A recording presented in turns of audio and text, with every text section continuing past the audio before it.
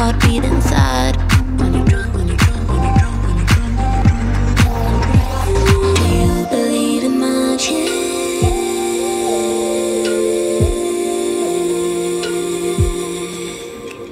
Do you believe in magic? When you're drunk, when you're drunk, when you're drunk, when you're drunk, when you're drunk. Me too, I'm just like you, and I need to fuck it up sometime. I'm stuck with ego trips, selling sex to a mother will buy. Sometimes I feel magic, then I manage to fuck up somehow. Get drunk, get drunk, get drunk, get drunk, and I'm getting high. Do you believe in magic?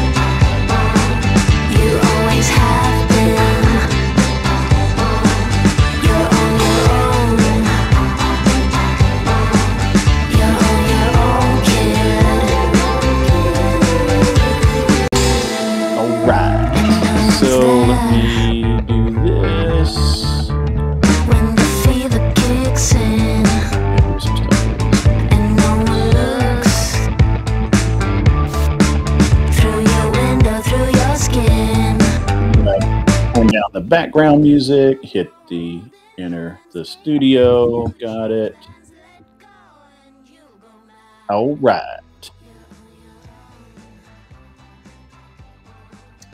All right.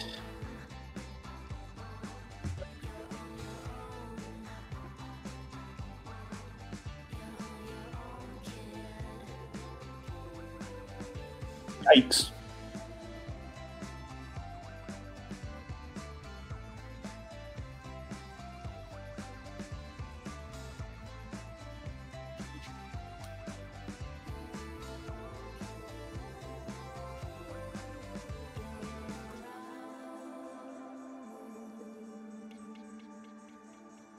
Anybody have a quarrel with that, with it being flow state?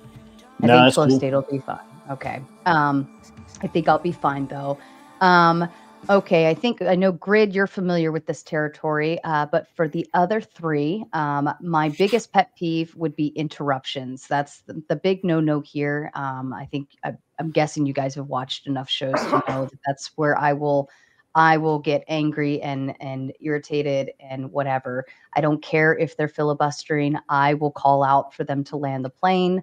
But if you keep interrupting each other, it's only going to make it harder on me to be able to find those moments. And it's not going to be fun for anybody when I get irritated. And you lose points in my book. So if you appeal to the moderator later, after you've been interrupting again and again and again, I will no longer let you appeal to me for anything. And then the other piece are the insults. I don't mind the insults. There's an entertainment factor built into that. However, if we make the entire show about insults, then it's not going to do anybody any good. And we're not going to get anywhere with the conversation. If we're still moving productively, then fine, throw them in as needed. But if you're just doing that the whole time, I will even call that out and say, let's get to the point. We'll go for 2 hours about, all right, for the debate. If I feel like it's becoming too circular, if I feel like it's like we're not getting anywhere with the conversation, I might shut it down early. I doubt we'll have that with these 4 people here. And then we'll read and respond to super chats. And then from there, we'll go into open panel dumpster fire. None of you are obligated to stay for that portion, but that is where the fun part starts, and that's where people want to jump on and challenge any one of you to things you're saying. I think that's where the biggest entertainment factor is, that first hour into the open panel. So if you can put at least an hour in on that end, that would be lovely, but absolutely not obligated to do so. Let's see, the affirmative side, has DOGE fulfilled its promise? Grid and Pentuple, you are the affirmative stance. So I'm actually going to switch you guys over to here for my brain. Out of the 2 of you, who would like to make the first opening statement? Yeah, it doesn't matter. I'll go ahead. All right. Well, let the so lawyer you're gonna. first. Are you a lawyer? I am not an entertaining one. I'm not trying to bring that all to the table here tonight. I mean, yes, but I'm not gonna do that whole thing. So I'll be a pretty simple argument. That's fair. So we'll let you take the first statement, which also means you have the final closing statement. Rinyald and Classy, which one of you would like to be first? It doesn't matter. You want to go first, Classy, or do you want me to go? Why don't you go first? Okay. All right. So this will be the lineup. We'll do Pentuple, Grid, Rinyald, then Classy. And then on the way back for closing statements, we'll go back the other way. Again, I do like it short and sweet. 4-minute openings max, but you don't have to utilize the whole time. If you go a little over, but it better be an entertaining beyond 4 minutes before I get bored, because the audience will too.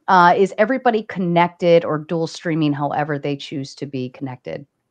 Yeah, I'm good to go. All right. I have it, yeah. Okay, perfect. Yeah. And if you wanted to connect in the top right corner, that option is available to you. You're more than welcome to do so. Okay. I'm going to put you guys. Oh, any final questions or thoughts? Think we're good? Easy peasy. All right. I'm going to put you guys backstage. The opening Intro is about 2.5 minutes long. When you have about 30 seconds left before the video ends, I'll bring you back up on stage. That way you know not to pick your nose in that final 30 seconds and get caught off guard. All right, here we go.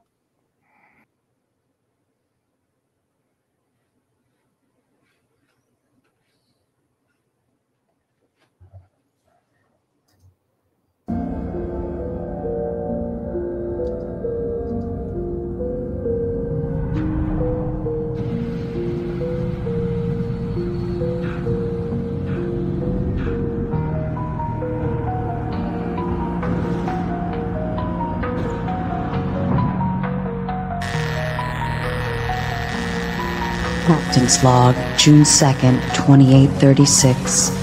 After 27 years of war between the Degen Coomers and the Sainthood Slayers, a new hope arises. As the battlefield lay weaponized, locked and loaded for destruction, negotiations for a peace treaty are in transition. The moderator has arrived at Station 42. Can this war be ended? Will the Coomers and Slayers find a middle ground? Abort mission. I repeat, abort mission. Negotiation failure. Abort mission.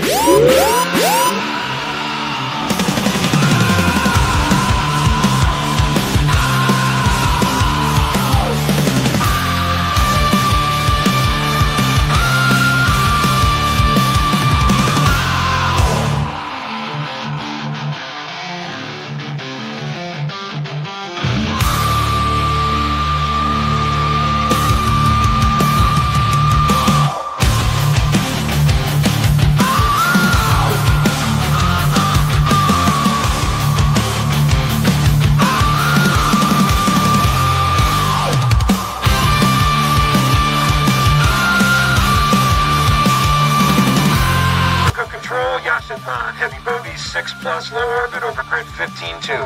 No joy, Yashin-Han. Then go to your window and look up their biggest fracking asteroid. Copy, Yashin-Han. Still blind. Got some kind of system-wide crash in the defense grid. Go on, track yourself right goddamn now, because we got Boku inbound, and they're not carrying flow. Wait one, Yashin-Han. We don't have one.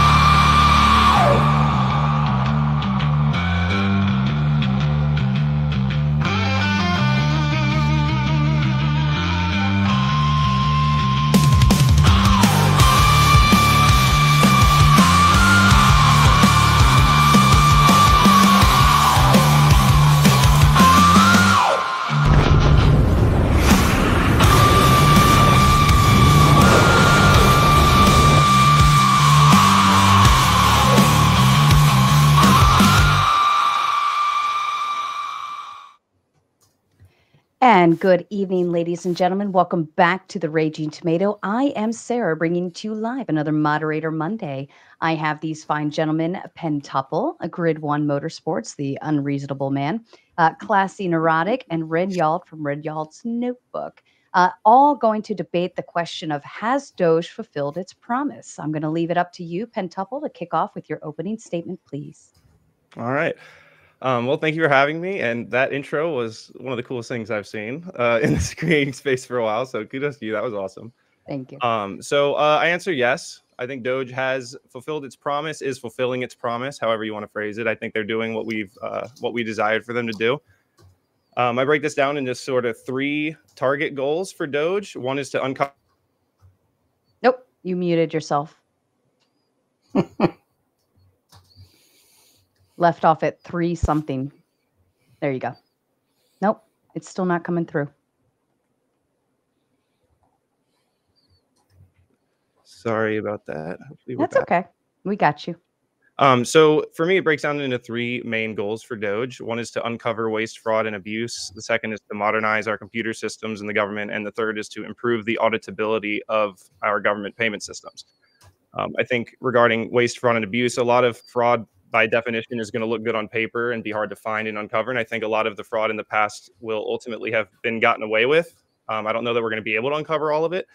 And part of that is because our audits hit dead ends. We had no payment contact requirements, no payment code requirements. And these are the types of things that Elon has implemented with DOGE that will help us going forward, regardless of what we can do retroactively, improve our ability to reduce waste in government spending. And it's ultimately about modernizing our systems. That's why I think it's timely, and it's a good opportunity for us to do that. One of the things Trump did was mandate use of the electronic funds transfers instead of paper checks. We had $1.2 billion worth annually of paper check fraud and just lost checks. So this is just one of those ways that we're optimizing and improving and modernizing our government system and giving the Treasury access to this data so that they can actually see where the money's going. And this is, in some ways, a lot of people see it as a retroactive thing to go back and see where the money has gone. But it's also about moving forward and establishing systems that will work for the long term. Thank you, Pentuple, and Grid to you. Yeah, it's a solid opening. Thank you, Sarah, for hosting this. I think it's going to be pretty lively once we get rolling.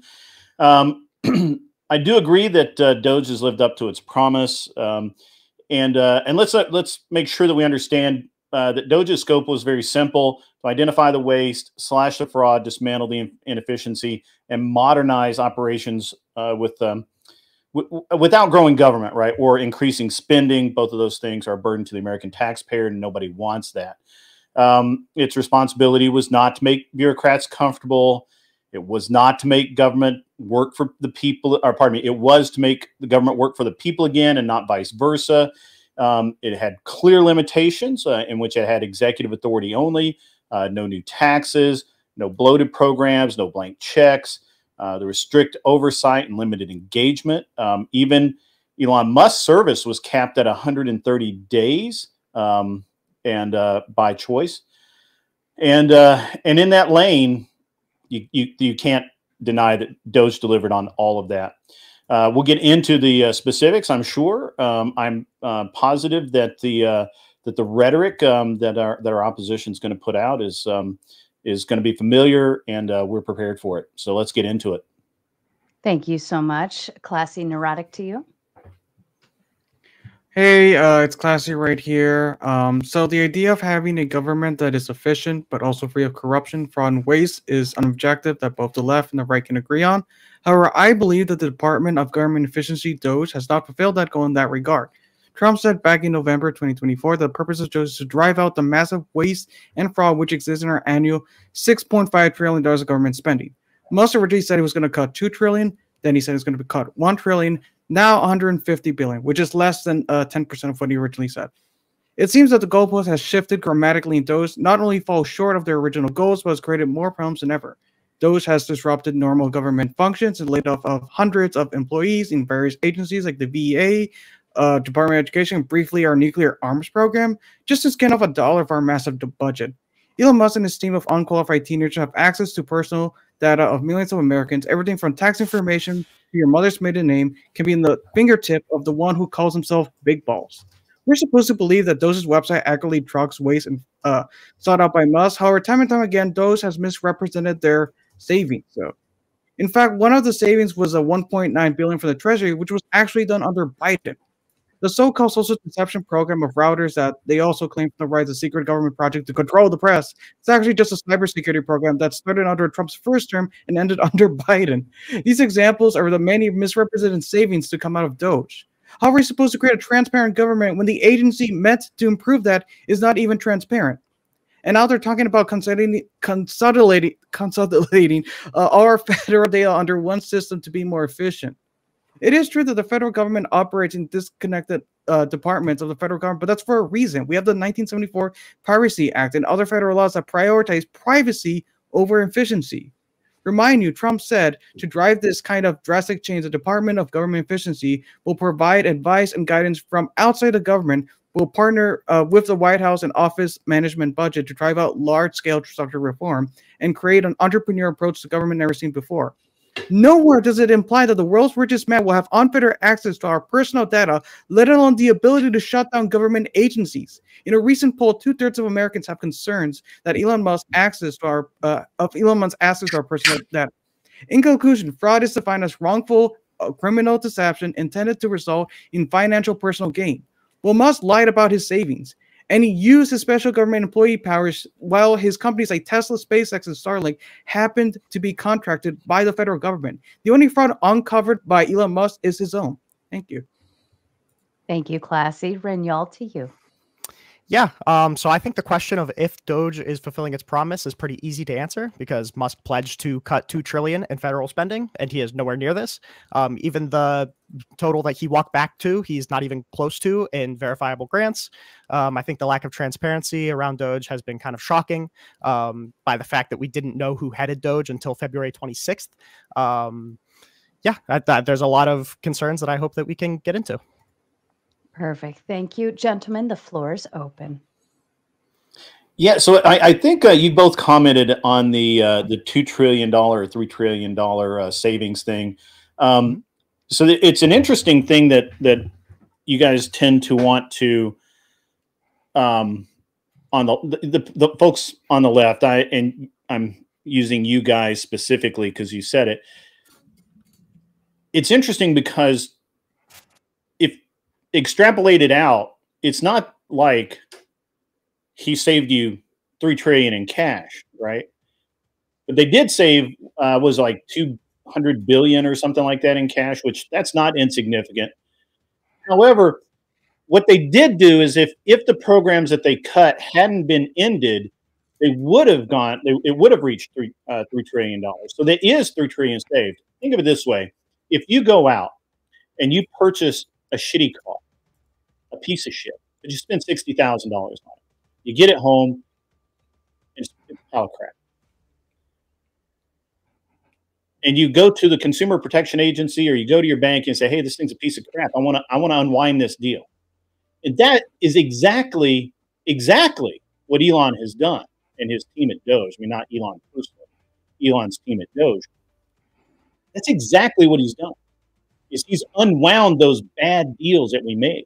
You know, $100 billion to go to some, nothing program out in Afghanistan that was verifiable, didn't exist, right? You guys know about that, right? I mean, you did do some research before you came into this correct?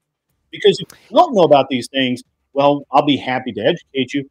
And at the end of the night, I hope that you've learned something, because I think you're really wrong here. I think you're on the wrong side.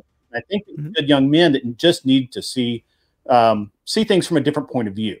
Both of you admitted that efficiency is something that you strive for, that something to be aimed for, and yet neither one of you actually made a good argument for DOGE failing.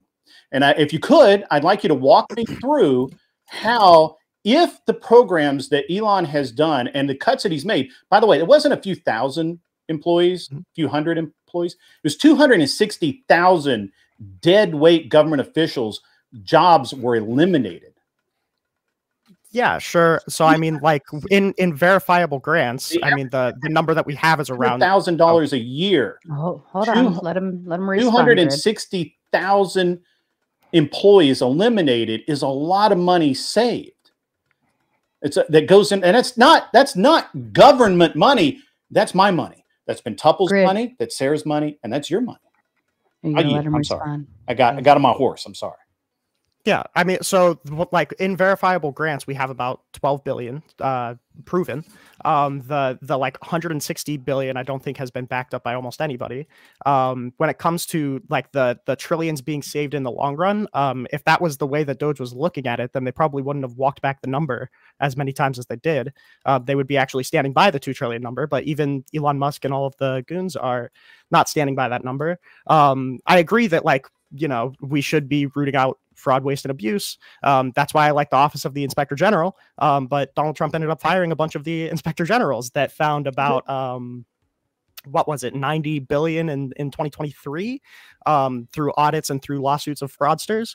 I feel like if we were actually interested in promoting government efficiency, we would probably be investing in the already established thing that has statutory authority beyond an executive order that has already proven to save this much money, that's returning, what was it, like 26-1 on our investment.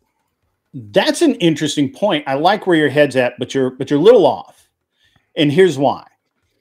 So pre Donald Trump, between 2000 and 2020, pre DOGE, right?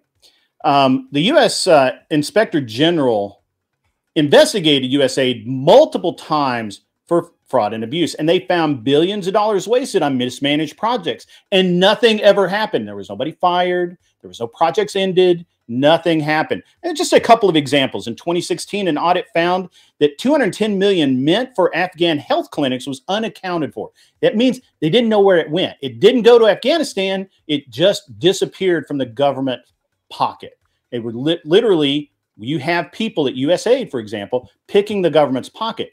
It was found in 2016 and nobody was fired. So this is why DOGE succeeds. And what you're talking about is the reason those people got fired. That's the reason the IG's office had to be downsized, and those people had to go away. Well, I mean, that's just incorrect. I mean, like the HHS. That's not incorrect. That's in USAID's own report in 2016. Hold on. Go ahead, Rinyal. So the idea that there was no criminal enforcement by the OIGs is just like not true. Like the Okay, HHS then point me to an like example, because I can point you to examles where they found something and they did nothing about it. I'm giving you an example. Settle down. Let Rinyal finish the statement. Yeah, so I mean, the HHS OIG report resulted in 1.5 thousand criminal and civil enforcement actions. The breakdown of the 2023 fiscal year resulted in $10.9 billion just in lawsuits. I don't know if you necessarily need to be suing people in order to. Who got fired? I like what I'm picking on USAID because that's Trump went in and Trump and Elon went in and basically demolished the organization because it was so bad. It was investigated multiple times by by the Inspector General, by congressional committee, and nobody ever got fired. Why is that? I'm asking you to ask why, when we have verifiable proof that these people were stealing money. Why is it that they fired the HHS one then? If it was USAID is not HHS. You're shifting away from what I asked, the question I specifically asked you. Yeah, because the government isn't just USAID. Correct. There wasn't. Why would Trump fire the HHS Inspector General? He did fire that Inspector General when Elon went in and found all of the signs that there was corruption. Elon, by the way, didn't fire anybody. I misspoke there. The president's office and the Secretary of State fired them because that's what they do. That's how that works. I have to keep bringing it back because I'm using USAID as a very specific example because it was investigated multiple times by the very people you're defending, and they never fired anybody. I mean, I don't have the particular data on the OIG in regard to the USAID, but I mean, USAID isn't the entire federal government. If we're talking about auditing the entire federal government, we should probably talk about the results from the OIGs investigating the federal government. They're still working on it. Well, the OIGs had, like, in fiscal year 2023, found $82 billion. That's more than the verifiable grants from DOGE had cut. No, that's and that's also not taking into account all of the potential costs that DOGE is bringing us, like gutting the IRS, which reduces our ability to collect taxes, or the paying the employees for administrative leave. You seriously think that decreasing the number of IRS agents reduces our ability to collect taxes? You firmly believe that you're going to die on that hill? Probably necessarily, yeah. Okay, well, that's insane. Well, how is reducing the we're going to have less people having the ability to sort out fraud and waste and be able to accurately, because IRS doesn't find fraud and waste. That's not their job. No, but their ability to collect taxes, though. There's less people who can collect taxes. Who collects taxes? We do it by computer. That's absurd. Who runs the computers? Could I jump in here? Yeah, go ahead, Pentuple. I'm sorry. We all agreed that early on that we all want the government to be efficient, reduce fraud, reduce waste, right? Like that's sort of an easy meat we can do. Mm-hmm. Do we also both stipulate to the fact that the government has massive issues with fraud and waste? Because one of the things I think we need to recognize here is that we're not introducing DOGE into a healthy system. Even if we found no evidence of fraud retroactively, that doesn't mean that it's not there. And it also doesn't mean that there's not a lot of value in modernizing and improving these systems to prevent it in the future, which I think is a lot of what DOGE is doing. I think it's likely that a lot of fraud that's been committed looks good on paper. That's how you get away with fraud. You got to make it look really good on paper. And so I think a lot of the times this fraud that's happened in the past, we're just not going to be able to fully uncover it. And that's not like a failure of DOGE that they're not able to uncover all of the fraud. So I guess I want to ask you guys, to what level, if you agree with the stipulation that our government has issues with fraud and waste, perhaps you don't, but if you do, to what level do you think it's at? Because it's certainly going to be more than whatever Elon has found, presuming that he, isn't going to find 100% of the fraud. Where do you guys kind of fall on that question? But that's the thing. Like, he hasn't found anything. Fraud is a specific legal definition that has to do with using deception of misappropriation of fraud, though.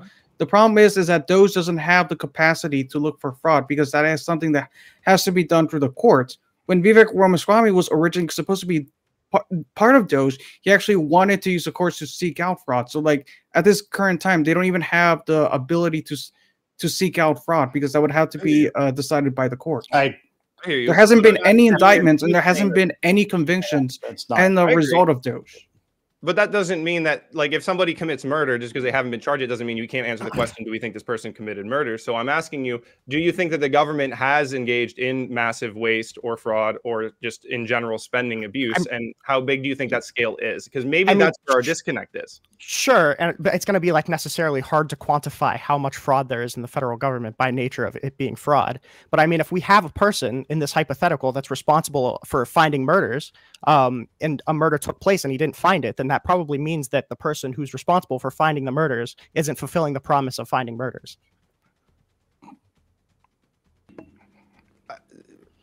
The analogy doesn't hold up very well. Like I'll admit, it's not the not perfect analogy, but I guess I was just more pointing out the idea that just because we haven't found or prosecuted fraud or waste, I don't think that convinces anyone that the government isn't engaging in it.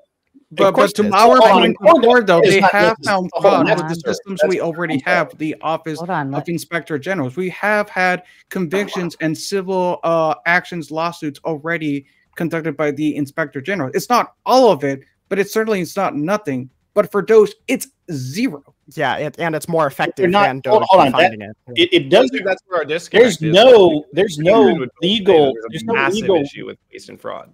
Look, just because there's no legal necessity to go to court to determine fraud. Fraud is simply, you said, for example, you said you spent $20 million on to teach baboons something in Uganda, and that's not left, and it would be waste spent, and we don't know where it went. It's obviously in some politician's pocket somewhere. It disappeared into the neither. Obviously, that's fraud, and that doesn't require court to determine that that's fraud. Well, wait, real quick. No, fraud is deception. Waste deception is fraud. Don't play. If it doesn't, who decides what is fraud? The courts. No, that's incorrect. If it doesn't require a court, then like what happens to that fraud? Who determines it? Are we just like trusting the richest person in the world to determine what is fraud? As a business owner, when I found employees committing fraud, I fired them. I didn't take them to court. There was no point. Does DOGE have the ability to fire officers? Actually, they don't. The president does it through the Secretary of State. Okay.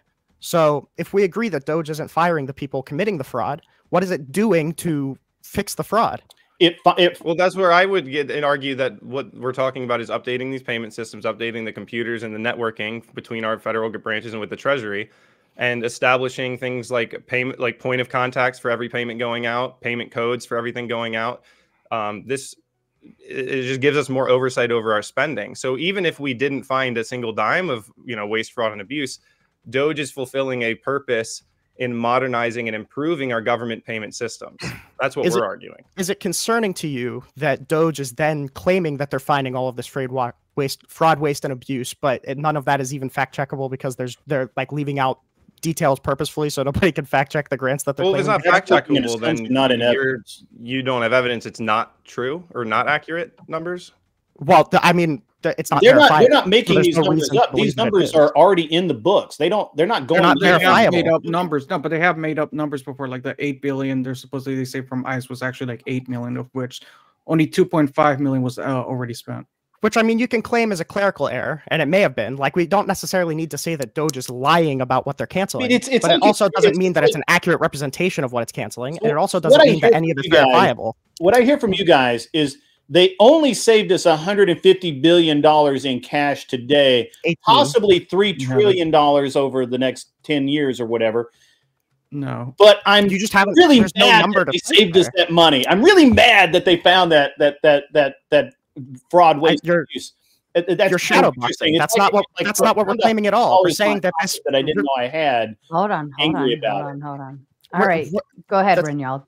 Yeah, that's not the claim at all. Like at the very beginning, both of us clarified that we are on board with finding fraud, waste, and abuse. We're just arguing that DOGE isn't effective in doing it, and none of its findings have been verifiable, like the OIG office has been, and like the ones that Trump fired. But the IG's office has not been effective because very few people have saved ever more been money fired. than DOGE. Wait, no, I just said that That's there were not true. hundreds of over 1,000 convictions. I'm sorry? Yeah, there were hundreds of civil action lawsuits. 1.5 thousand just from the HHS. 1.5 thousand. They just from the HHS. All right. Here we go.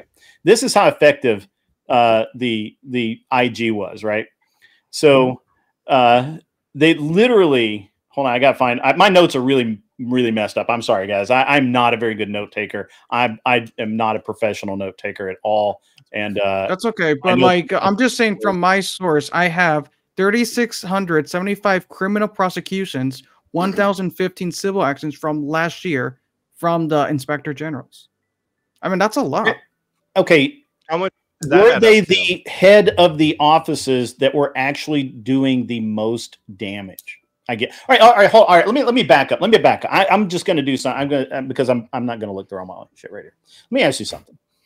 So if you were to find out, okay, through an investigation, that the VA hospital was paying for sex orgies, would you be okay with firing that entire staff?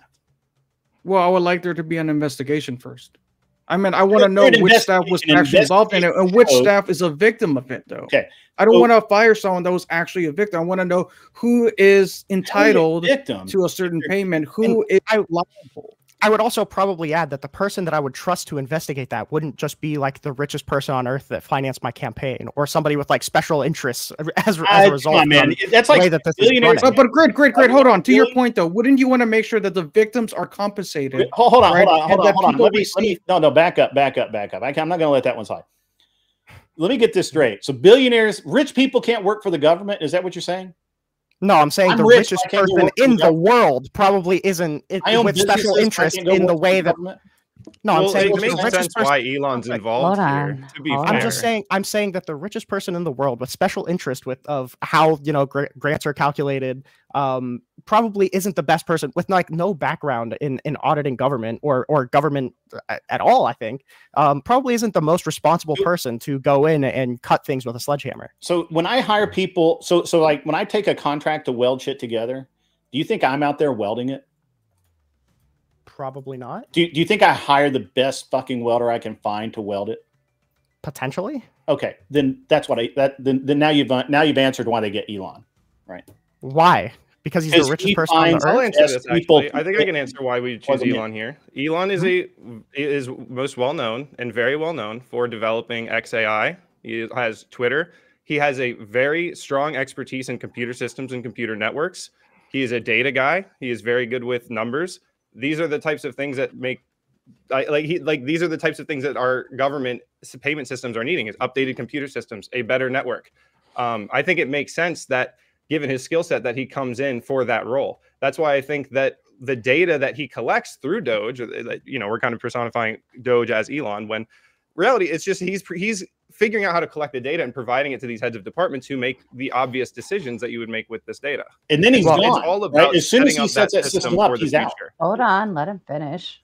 Real quick, it's all about setting up these systems for the future. I would love to find waste, fraud, and abuse retroactively. I think a lot of it maybe isn't going to be found. I know I've said that a couple times, but this isn't a failure to not catch all of the fraud and waste that we've experienced. The purpose of this department right now is to update our computer systems and networks in our government so that we can optimize and improve the efficiency of our payment systems. There is a lot of massive waste and fraud and abuse. I think that's where we maybe disagree. You guys don't see it as big of an issue, where for us it's almost an existential issue. I mean, it's obviously an issue, but that doesn't mean that I want any given person to be the person to fix it. And I would say that to your point, I mean, if he was just responsible for updating computer systems, that's fine. If that was the only pledge that Doge made, that's fine. But a big campaign of why people thought Doge was so popular was because they ran on finding retroactive fraud, which is not verifiable, which Elon doesn't have history in doing. He's not familiar with how the government works. True. That's not true. He came in and cleaned up Tesla. Tesla was full of waste. It was right. Yeah, Tesla's not by Al Gore, and they literally got rid of all of the garbage and made it a successful company.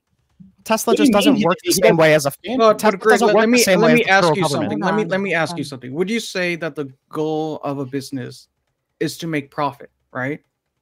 Are you gonna try the goal of government is not to make profit?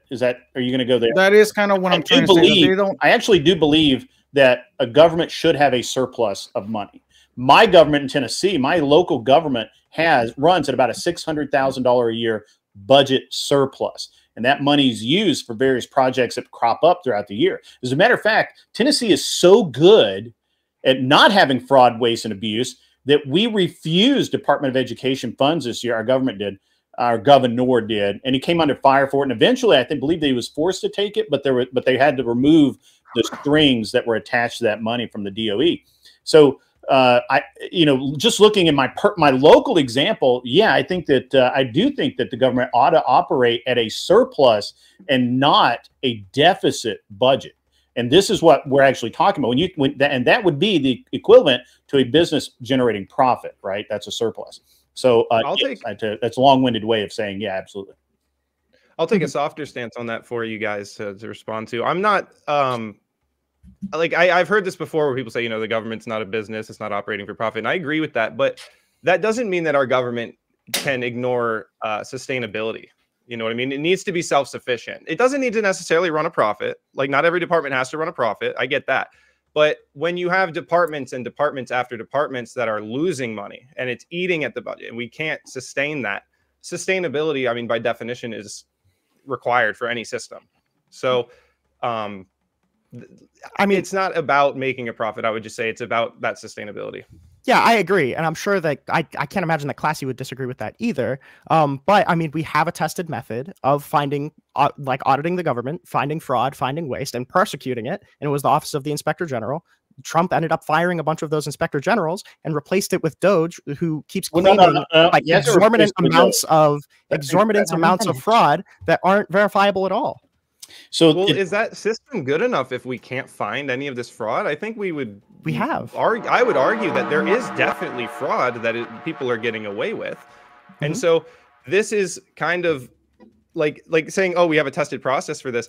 It feels like we should make the argument that this tested process you're describing failed in its mission. And we have to figure out how to actually accomplish the goal that is not being met by that process. Because I would argue there's massive waste, there's massive fraud. And part of the problem is that it's done in a way where it's not necessarily so obvious. It's just not tracked. We don't have we reach in dead ends and audits over and over, and we can't actually, who knows, maybe it's fraud. We'll never be able to prosecute it. So I guess it's not. So if you want to argue that's fine, and I could probably agree. And there are even some things that DOGE allegedly wants to do that I'd probably agree with, like having a better tracking method for certain payments. That's fine. But the problem that I'm coming in with is that a lot of the campaign leading up to Donald Trump's election surrounding DOGE was on finding retroactive fraud. If you want to argue that the Office of the Inspector General wasn't effective in doing it, that's fine. But I mean, what we're looking at right now is that DOGE is far less effective in doing it, and it's actually probably going to end up costing us a lot of money. I think you're cherry picking data, and I think I have to disagree with you. Literally, the Inspector General has overseen U.S. aid for 20 plus years, and the amount of corruption in that one agency was crazy. I don't understand how you can accuse me of cherry picking and then you focus just on U.S. aid and not the overall effect of the Office of the Inspector General. Right. Because the U.S. Inspector General looked at it and failed. They failed. But that is what you are doing is cherry picking by just the VA hospital. And I did find my notes. Hold on. Okay, Grid, go ahead and respond, and then back to you, Renyald. Yeah. All right. So I did find my notes on the because I didn't want to make, I don't like to be wrong. So Mountain Home Virginia VA Medical Center in Tennessee, Tennessee. I don't know what's with us tonight. We're winning it all. Actually paid hookers to come in and have sex orgies with patients and maybe some staff. As a matter of fact, there was one employee engaged in sexual relations with 32 different coworkers. And these activities were reportedly discussed openly on a government communication portal used for official operations. And we paid for it. Our tax dollars were paying for all of it. And no one got fired.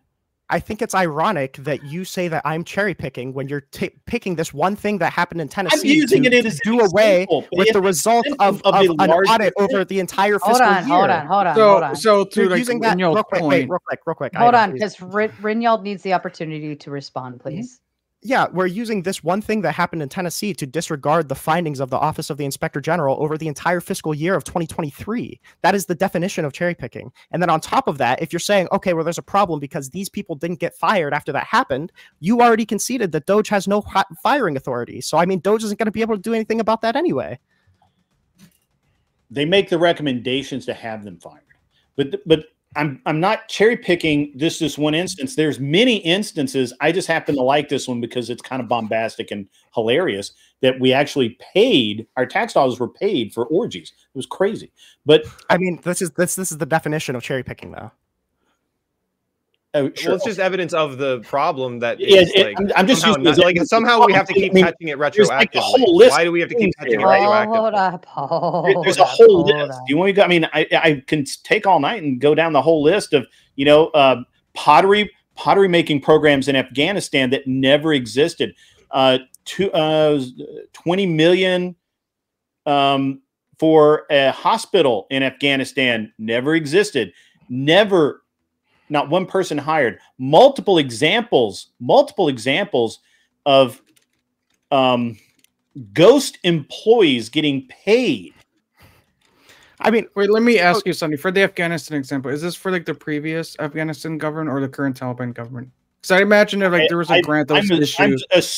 And I have dates here, but again, my notes are. Okay. I've got dates. No, but you can understand there could be a problem that there's basically a government takeover where it's a different government now. So like if a program started under let's say Obama was supposed to go on forever, and then you have the Taliban takeover, I'd imagine that money probably wouldn't have gone into their hands, right? Yes, but where did it go?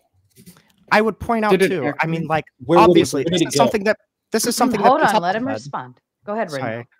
This is something that Pentuple said, where obviously you're not going to be able to retroactively find every single piece of fraud that happens within the federal government, but you pointing out specific things that didn't get prosecuted by the OIG doesn't negate the findings of the OIG, negate the money that the OIG brought in, and negate the fact that DOGE has not brought in that much money through what we can verify.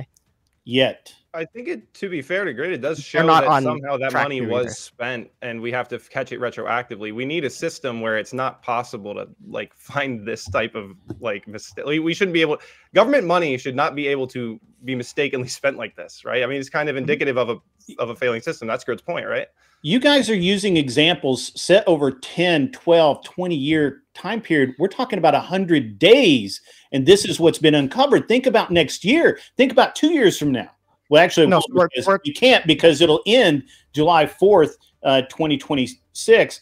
DOGE will be disbanded, and probably the systems that hopefully have been installed will take over and run everything, which is exactly why your arguments fail, because they're not doing this forever.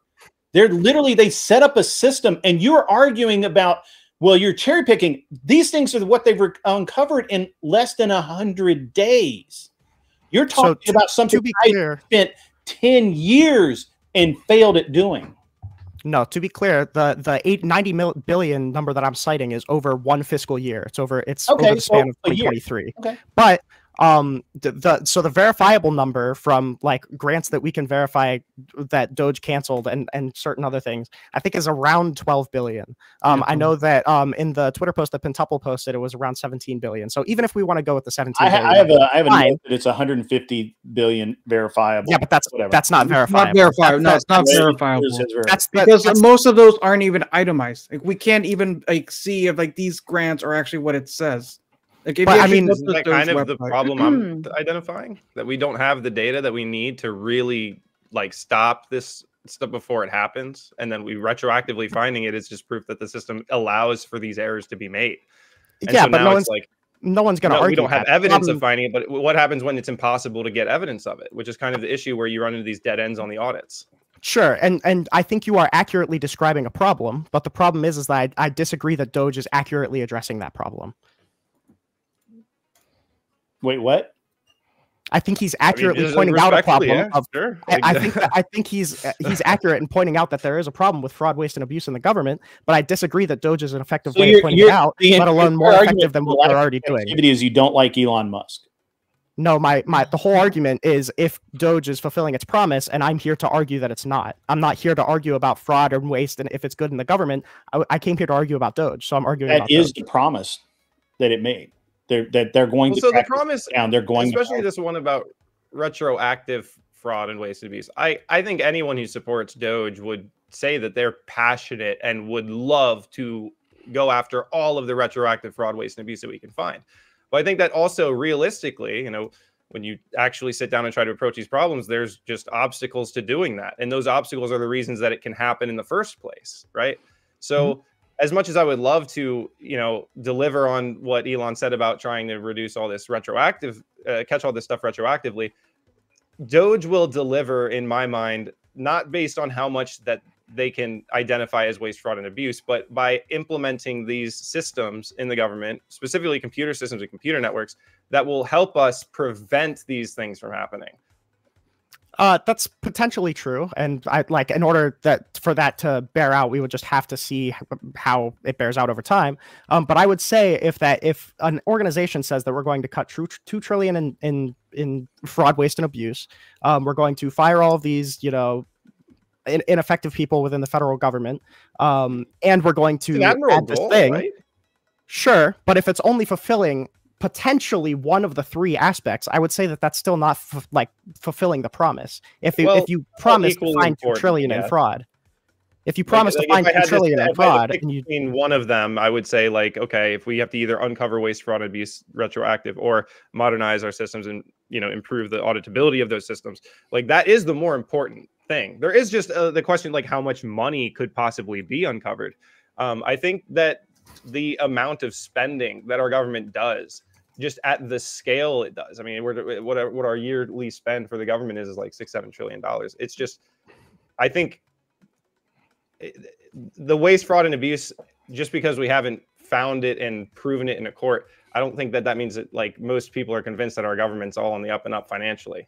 And I think it's I don't think anybody. Problem, I guess. I don't think people are going to say. Yeah, I don't think people are going to say that the government is completely up and up because we have, inspector generals. But I don't think anybody's going to say that because we have DOGE either. And if they promised three blockbuster things that they would do, and they put one out in the forefront by saying that we were going to cut $2 trillion in waste, and then they only fulfill one of the secondary goals, I wouldn't say that that's actually fulfilling the promise. Well, I would say that one is the secondary goal. But to be fair, you're right. Say he under delivers on this promise. I still think it's an admirable goal to come in and say, look, we're going to try to find as much as we can. We want to find $2 trillion or whatever. And then, the number goes down, whatever. I'm not exactly up to date on his comments on that.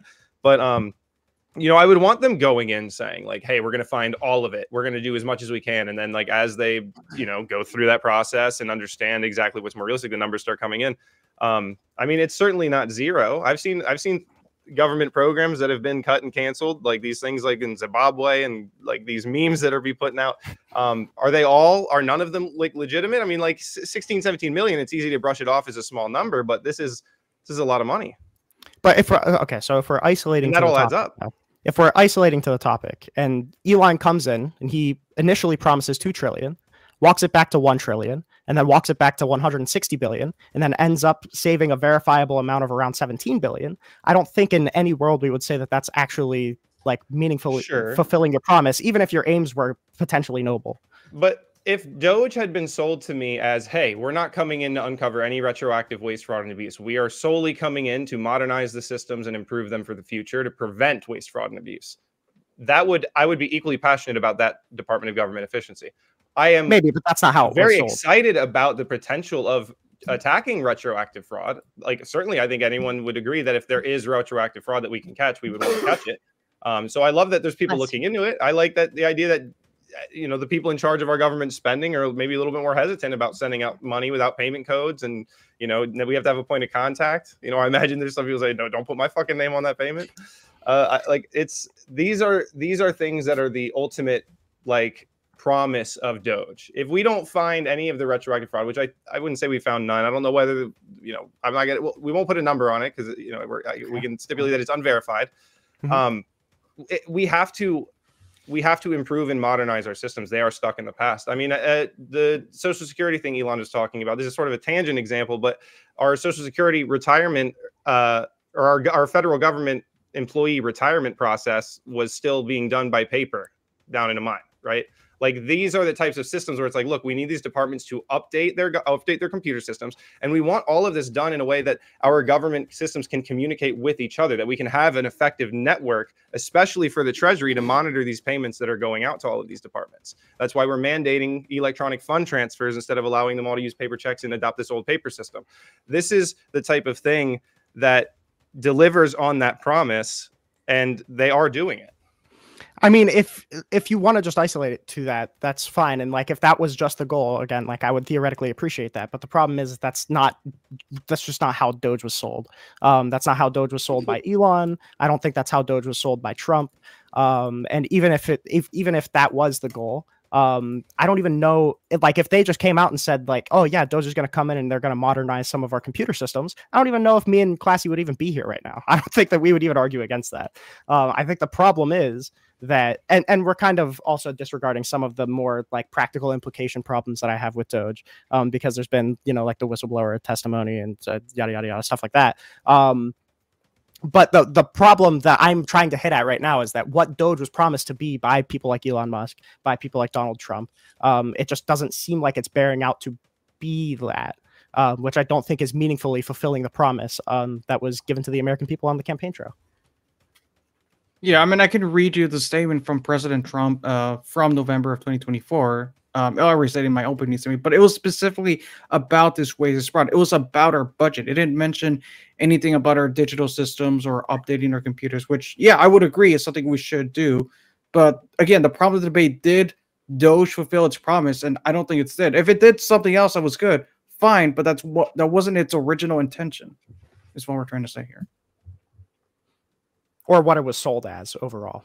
Yeah. I think again, I still think it has. I think that they're on the path. I think that you're literally ignoring the programs that they've ended or revising that down the road save billions of dollars, maybe trillions. I don't know if we can get to trillions, just because trillions is a big number. But right now, I had to look it up because you guys kept saying this, and I had to look it up, and I had to find a outside the U.S. source.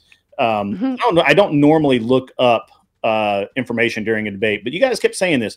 So 32.5 billion savings with receipt attached, 61.5 billion itemized savings, 160 billion current estimated savings, and that's kind of where they're at right now.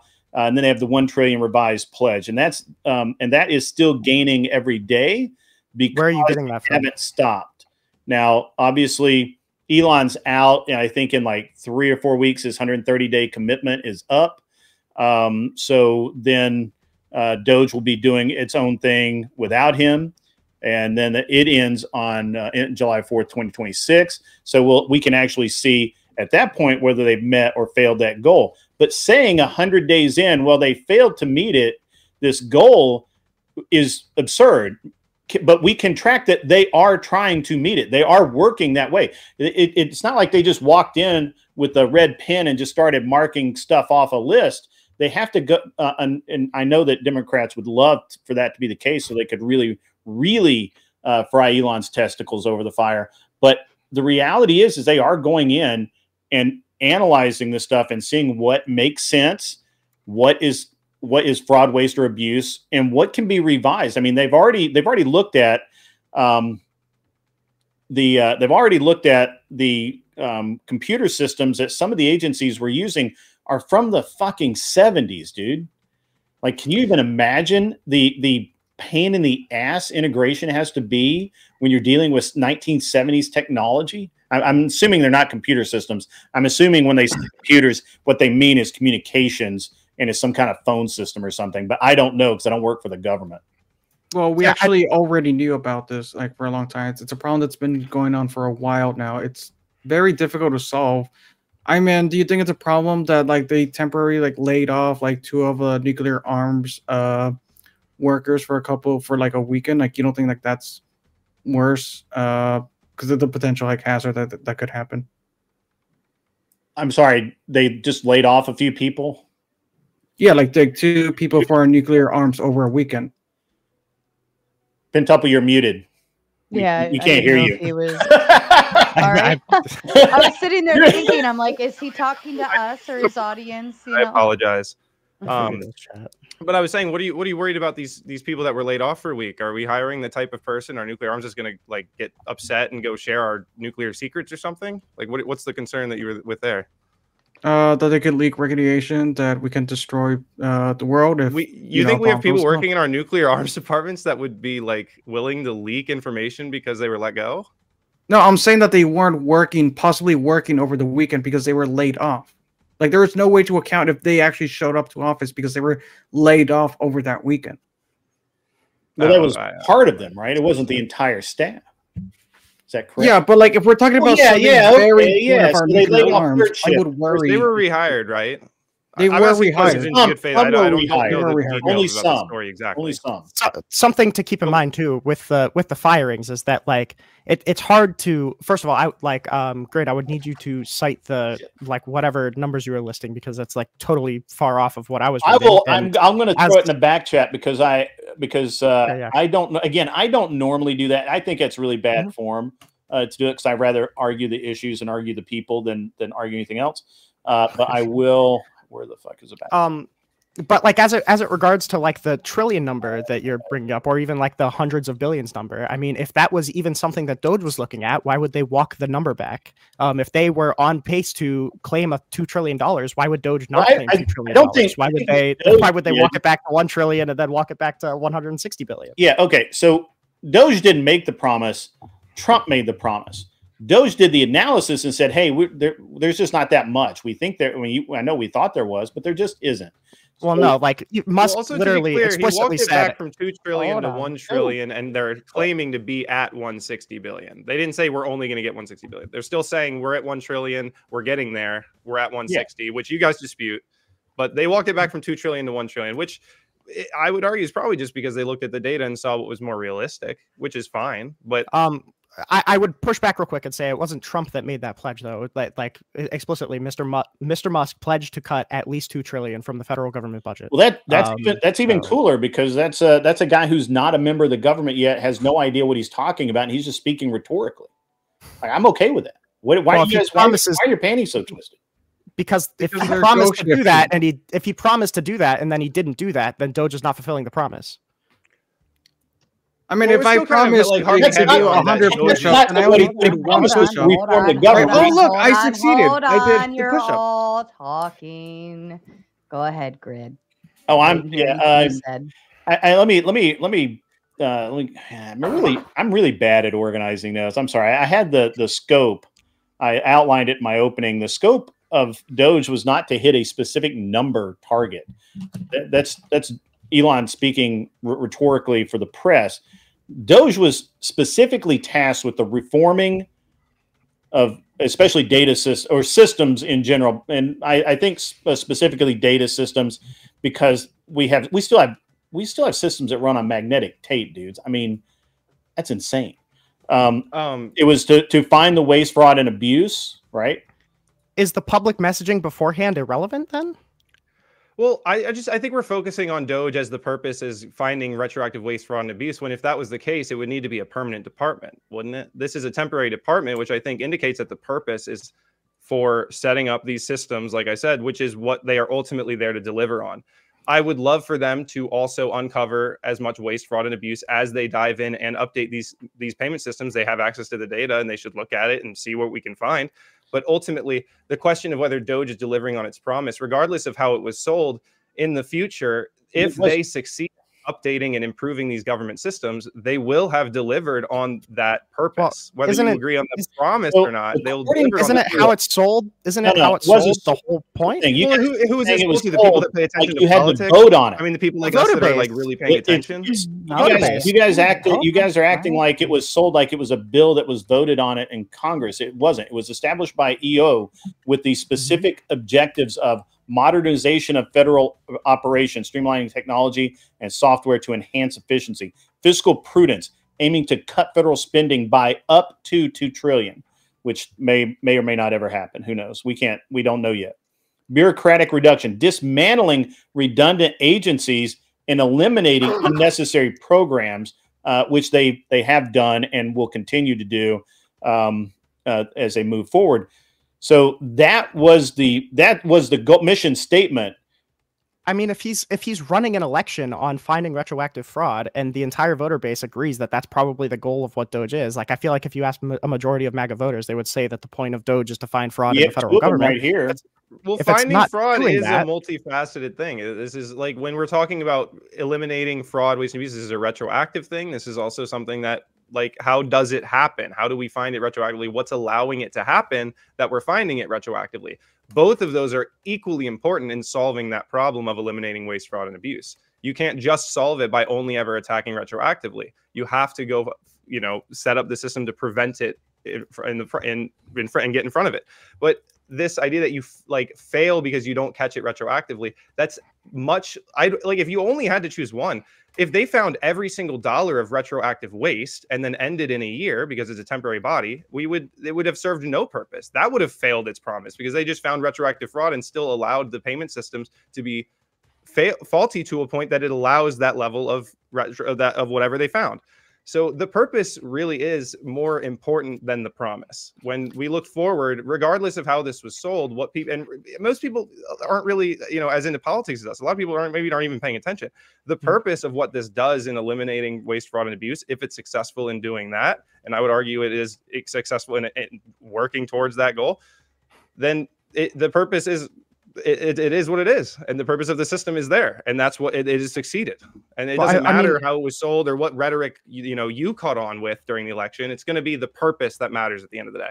I mean, first of all, I super disagree that the way that it's sold is irrelevant. And I feel like in most cases, like if somebody's selling something to be one thing and then it turns out to be another thing, we wouldn't say that they fulfilled the original promise. Well, so that's the first thing. And the second thing, I wouldn't say it's not delivering on the promise. That's the second thing is that if he wanted to disregard finding retroactive fraud, then that's fine. Or if he wanted to, if that wasn't the goal, then anytime that DOGE gets brought up, they wouldn't just cite that 160 billion number like that. Like whenever you that talk helps about people DOGE, understand the scale of the problem. That's what is exciting about it, is showing proof. Hey, look, if we can find 160 billion dollars in waste, most people are going to see that and understand that our government has a huge problem that is much larger than what we found, because we will never find 100%. Whatever we find will always be less than whatever's actually out there. So theoretically, if it's saying that it cut that much, but the original promise was $2 trillion, and it's not going to do that, then the promise that they made to the voters, we don't know exactly where the future is. Let him finish.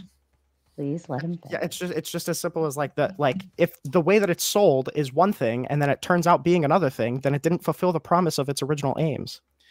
But it hasn't failed to do that yet.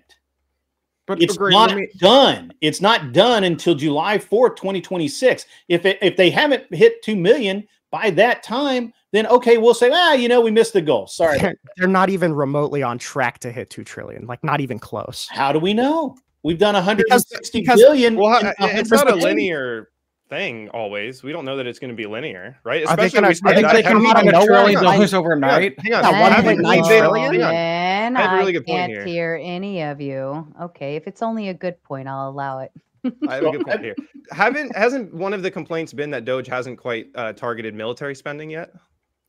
Targeted. Yeah, because that would be one of the major. Well, So, right. So if we started targeting military spending in waste and fraud, that linear chart of waste and fraud that we're on pace for would surely increase, right? Because that is a much larger pile of money. Do you think we're going to find $1.8 trillion? Well, since you mention it, come on. They've just canceled a contract. Wait, we're spending $7 trillion. You think we're getting that out of it? They've money's worth? $1.8 Oh my trillion goodness, so gentlemen, Why let me can't send a kind reminder to all four of you. You've been kind of doing this all night where you're trying to interject, and I understand it. It's meaningful. You want to say something, but let's at least allow each other to finish, because if not, you sound like and it sounds like you're all sucking each other's balls on a microphone. Okay? One at a time. Grid, back to you, please. Thank me. Yes. Okay, thank you. It's interesting that you mentioned that, because just in contract cancellations, now these are not realized yet. These are just contracts that have been terminated. For example, there's a $1.9 billion IT agreement that contributes to those savings. We can find $1.8 trillion by just canceling a bunch of stupid contracts that we don't need anymore. We are literally paying people to do things for nothing. And as they continue to find those and refine the process to find those things, the more money continues to rack up.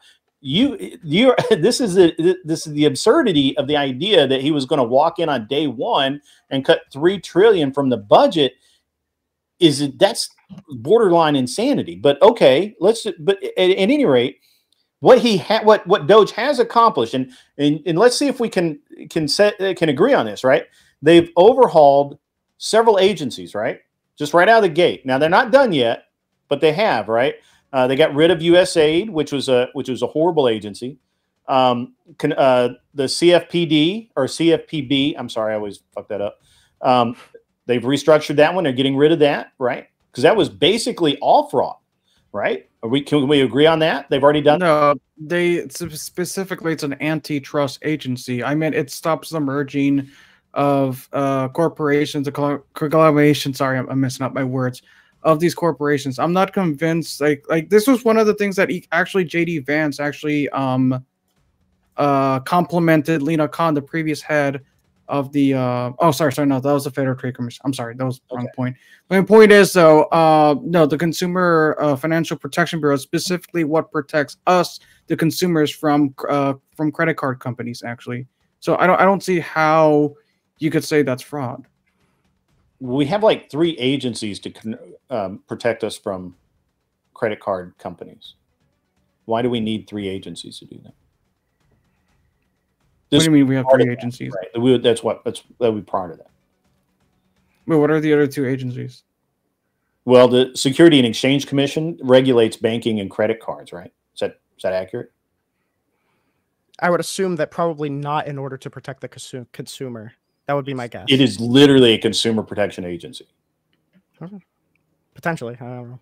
Because my understanding of it, that we created the CFPD like in the wake of the 2008 recession, because there wasn't that strong enough of an agency to protect the consumers, only to protect the banks.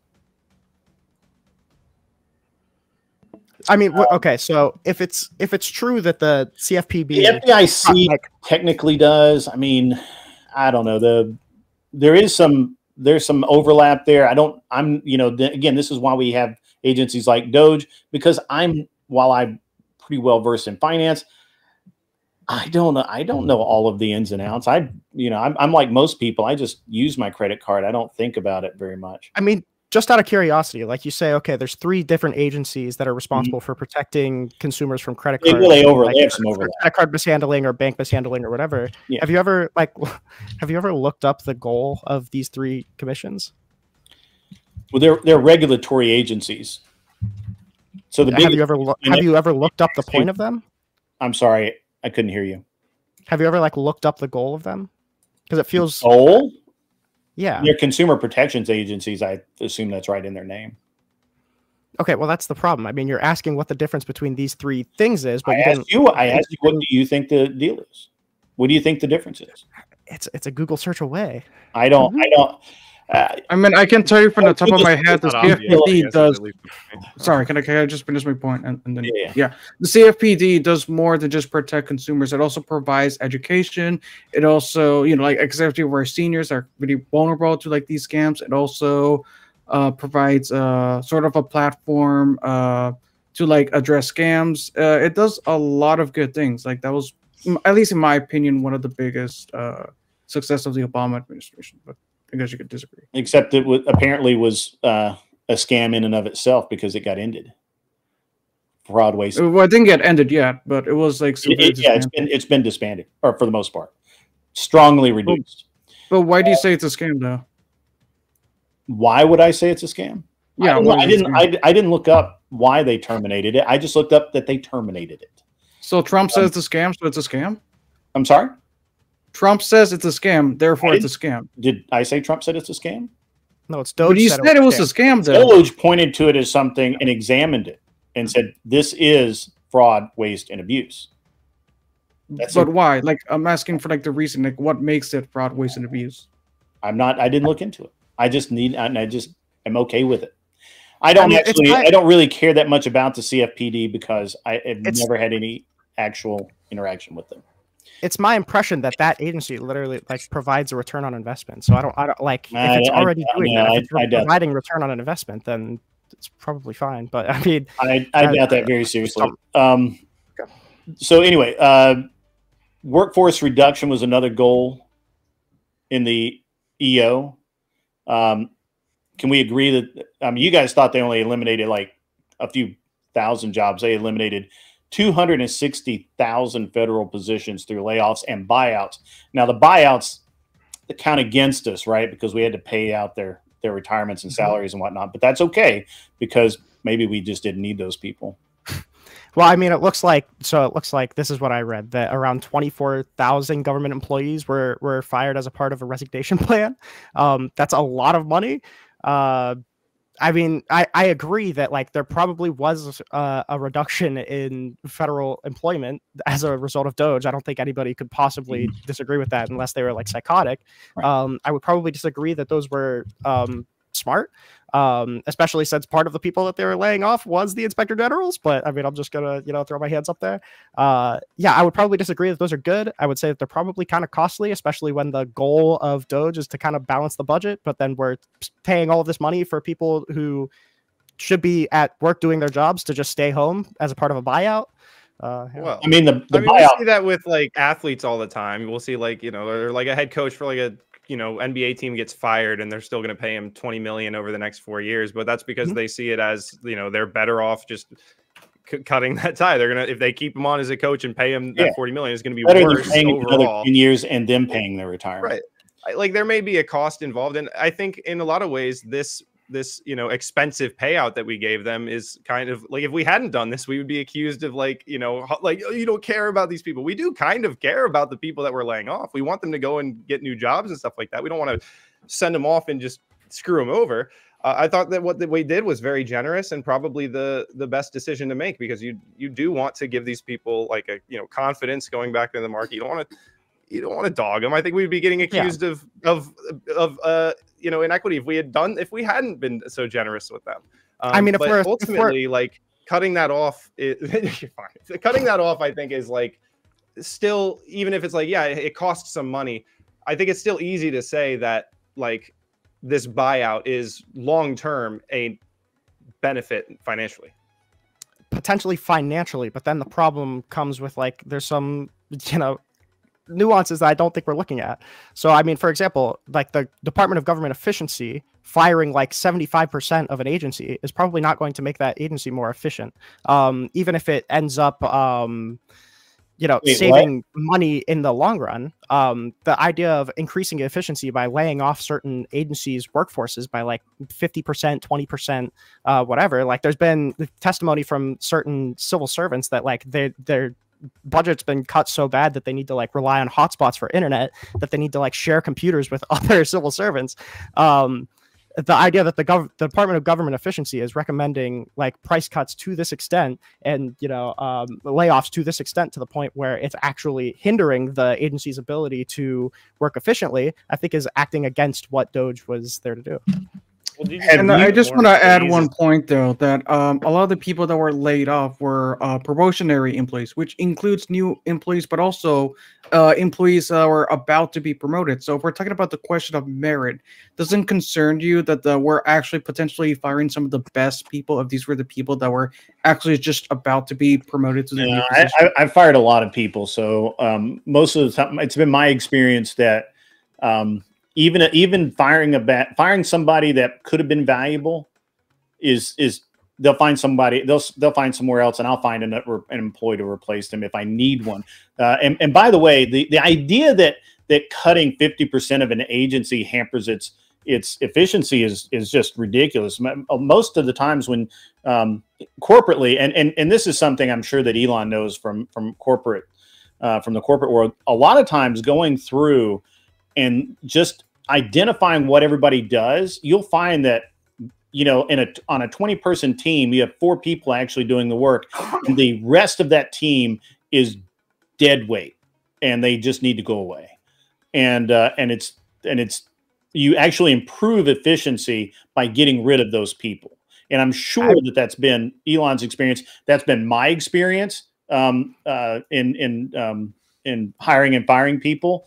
I always tended to run lean. I always found that the more people I added to a team or to a project, it rarely helped efficiency.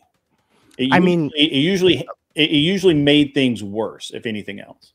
Potentially, as it relates to your own personal business, I could maybe concede that. But I mean, the reason that I'm saying that it's hampering the efficiency of the departments isn't just like some sort of like theory. It's that we have testimony from certain civil servants saying that, the way that got fired, right?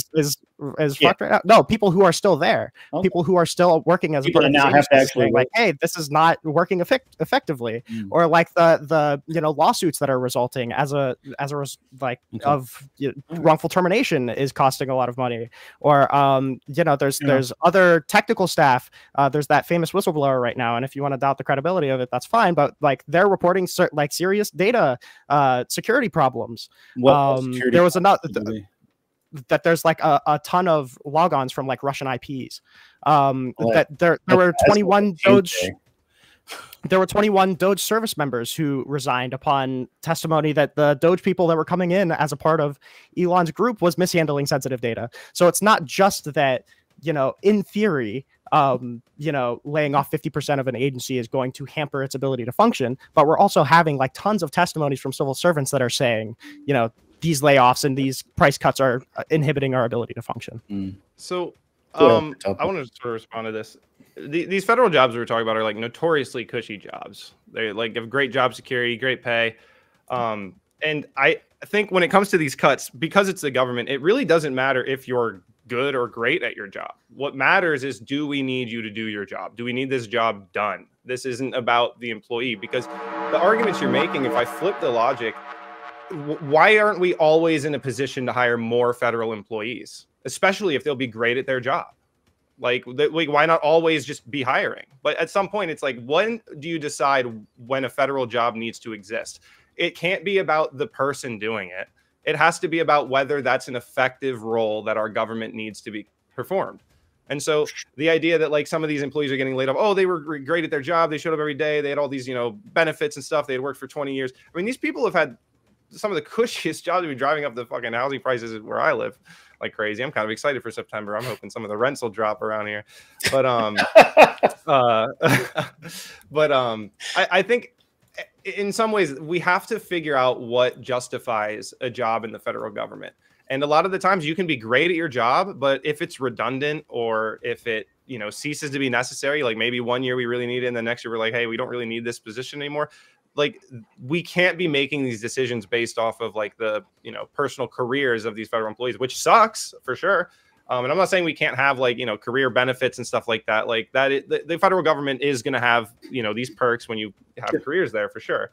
But at the same time, we have to make this analysis based on the purpose and role of that government job, not about the person and whether they're good at it. Yeah, I agree. But the problem is that, like, again, like, this isn't just like a problem in theory. This is also like a problem that we're seeing play out right now. Like, if we were just firing people who are redundant workers, we wouldn't be paying out the ass to bring a lot of them back. I mean, but we're not. Well, when we're bringing them back, to be fair, I want to know, and I don't know the answer to this, are we bringing them back into the same exact role that we let them go? Or are we kind of like, hey, we let this department go, you got fired, but hey, you know what? Actually, you're right. Your department lead told us, like, we really had value with you and that you do serve a certain role here that we need. You're going to come back. Please work at, like, this other department. Like, how, I don't know how it's exactly working. Yeah, and if it's the case where they're firing them and they're just immediately be like, we need you back at this, same place, you might have a better argument. But if they're doing this thing where they're letting them go and coming back into a different role, that actually seems kind of on par for how we would expect. My understanding is that I did actually look into that part of it, and what I found was that other than the nuclear technicians that worked in the nuclear plants that got fired, and that honestly, I have a theory that was a tactical firing to make them come back, understanding that they need to actually do their job rather than just show up. Because I just have it's just weird the way that went down. 40 right? chess. That's just weird the way it went down. But they're really not rehiring people like you would like. The people don't seem like they're wanting to report. I don't see any actual proof of that. Just rhetoric and innuendo. There's no like these guys are getting rehired back at the IRS. It's just not happening. I mean, my understanding is that, like, whenever I see reports of people being reinstated, it's reinstatements. So, like, reinstated implies that it's coming back to the same term. And I can also point to the thing that Classy brought up about the nuclear monitors. Yeah. And also a lot of the bringing back is as a result of wrongful termination lawsuits, I believe. So, I mean, if it's a wrongful termination, then I assume that they're probably coming back to the same position. That's possible. Yeah, it's possible. I didn't. Now I haven't. I didn't look into the wrongful termination. I looked into the rehiring, and I didn't see any of the. There's no evidence to say that to support that a large number, a significant portion of the people who are being fired, laid off, etc. And that actually, I believe that the rehiring law or the wrongful termination lawsuits are why they're paying out doing the buyouts of people's retirements and whatnot. But again, I don't know how successful all of this is going to be in the current environment, just because I don't know if you've ever I don't know what your experiences are in life, but firing somebody from a corporate or a government job is damn near impossible. It's just crazy how hard it really is for a government employee to get fired. They can be completely inept at their job, show up 3 days a week. There's actually a kind of a famous case. I believe it was in San Francisco, but I could be wrong about that. Where this woman worked, like, no kidding, like a few months a year, and she would take like all of these various leaves and have all these reasons, and they never could fire her. They just couldn't fire her because of the protected class that is the government employee. So that's one of the things I think that DOGE gets right is they go in and they say, nope, sorry, you're not longer needed. And the way they're doing is they just get rid of entire departments, right? Like this department no longer exists, so you don't have a job. And that's how they do that. And I do believe that Pentuple has a point that we'll see larger and larger amounts as they get into military spending, research and development, and overlapping agencies. Overlapping agencies is where I think we're going to see the largest, other than military, largest gain in money saved or diverted back into useful things. I don't know if we'll hit 2 trillion, 3 trillion, whatever it is. I don't know. Maybe we will, but just to jump on. Oh, my bad. No, go ahead. I was gonna say, and just to quickly like double down on Griff's point, I live in the DC area, so like I'm very familiar with this. I know a lot of people that have fully remote jobs with the federal government, you know, that like they show up whenever they want to show for a couple hours a day. If they need to go in for something, they go golfing while they're, you know, on the clock and stuff like that. There is something to be said about how cushy these jobs are, and that a lot of them really are probably just like on paper, you know, oh yeah, of course, you know, we need this. This is really, really good on paper. And then in reality, it's there's really no oversight happening at these departments. So like it is a visible problem. I don't even work for the federal government. I just living in the area and having people like, I know I have a really close friend of mine whose dad is one of the people I'm describing. Like, I mean, job, honestly. There's also a problem like of the president's authority to just get rid of departments and as an extension of just get rid of all of the workers that work for the departments. I think there's probably legal questions there that I think are playing out in court right now. I would lean towards it being illegal, but I mean, that's probably a separate conversation because of how in depth we could get into that. Right. But I mean, like, as it relates to laying off federal workers, I would probably just, you know, divert to the testimony of the people who are saying that, you know, these certain cuts are harming the way that we run. Well, there's a little bit of a bias when like you're involved and it's like it's your department or it's your funding or it's your job or like, I mean, if it's just like anyone in the government who has one of these cushy jobs is going to say like, no, my department's important. Like my department needs this. We need more funding. Right. Well, I just feel like it's not compelling to me. It's not even saying like we need more funding. It's like particular things of like there was a data breach here, or like these people are mishandling data, or like we have to use hotspots from our phone in order to have access to the internet. Like I think it's a separate thing. Fair enough. Yeah, I don't care anything about all that bitching and moaning. Okay. Well, if you're promoting government efficiency, then I would say you probably should care about that. First of all, what job do you have for the federal government where you need to use your phone to connect to the internet? That's the problem, is that the internet is dying. I don't remember what specifically the person worked for. I can look it up real quick. Because that would be really weird. Mm-hmm. Right? Because you should not be using your cell phone to access. And I mean, depending on what your job. Unless you're Hillary Clinton. Wait, are you talking about like a?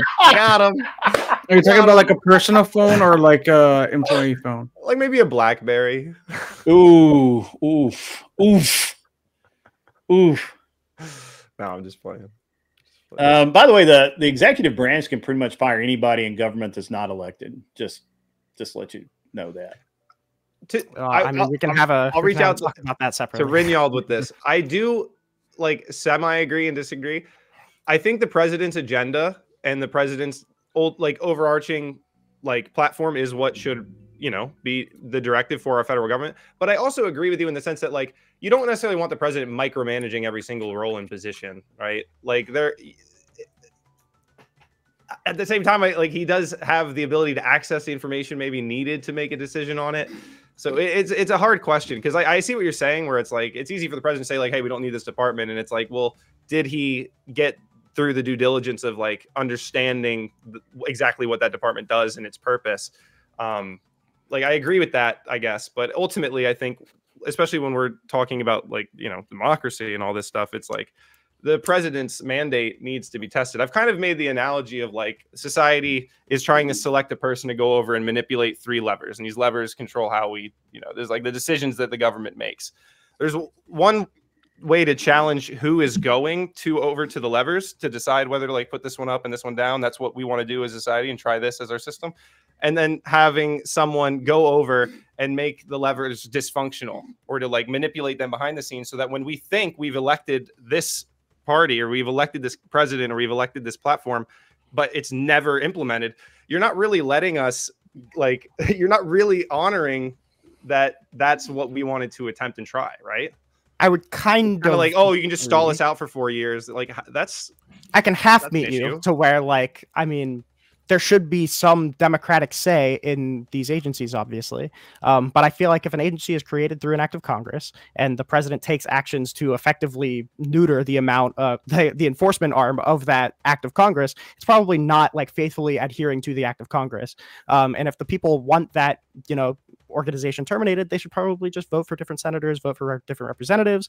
They still have an arm to affect change when it comes to the executive branch. It's just that no one really pays attention to politics, so they don't see what that arm is.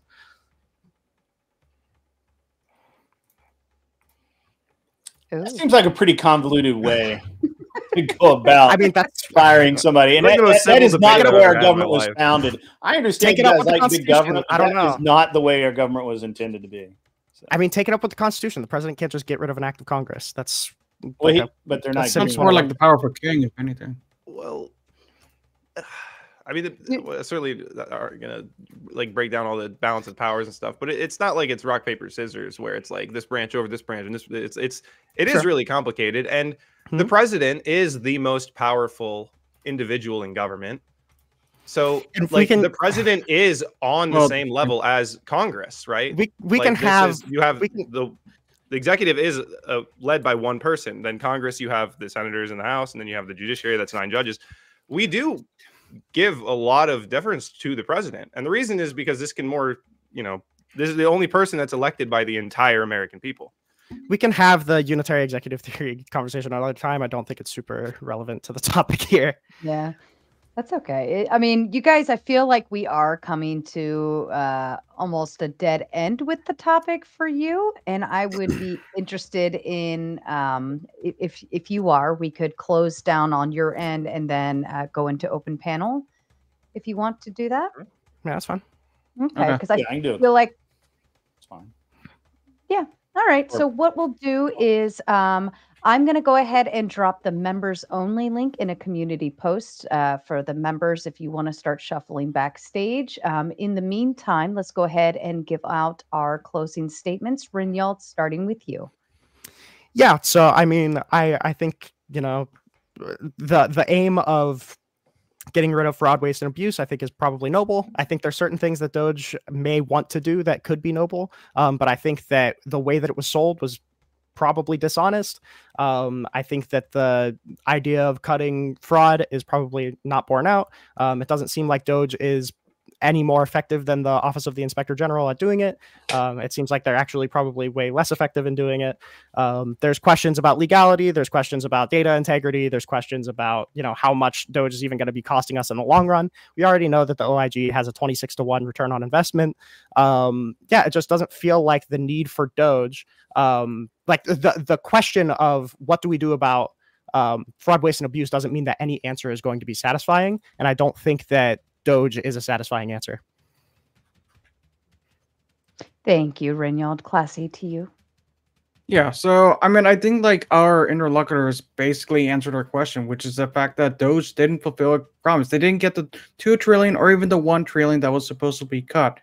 I think that by design, DOGE was never actually like meant to look out fraud because they just don't have the capability to do that. That's why we have the Office of Inspector Generals, which already have thousands of civil law actions and criminal prosecutions from their agency just from last year alone, and then that's not including their entire run that they've had here. So I think that those is doing more harm than good. I think their ultimate goal is to discourage federal workforce and to basically just has just another way for like Elon Musk and his billionaire friends to like profit off in the private sector. Thank you. Thank you, Classy. Grid to you. Yeah, so I'm just gonna repeat what I said at the beginning. For the most part, DOGE has met every or is meeting all of the metrics that it was established to do by executive order. Campaign promises are campaign promises, and I mean, I would love to see $2 or $3 trillion trimmed out of the budget. Honestly, to me, I think that'd just be a drop in the bucket. I don't see why we can't get there. It may just be that they can't get to it in enough time because of all the opposition to it, which is fine. DOGE has a path, a course that it's going to run, and it's doing what it's supposed to do. It's being successful at it. I mean, it is what it is. And you guys kind of both agreed with me on that because you said that you like the idea, you just don't like the campaign promise. Well, sorry, I guess. I don't know. I don't know what to say. There's a lot that was covered that we could talk about later. It'd be really fun. But I think that's pretty much where I'm going to stand pat.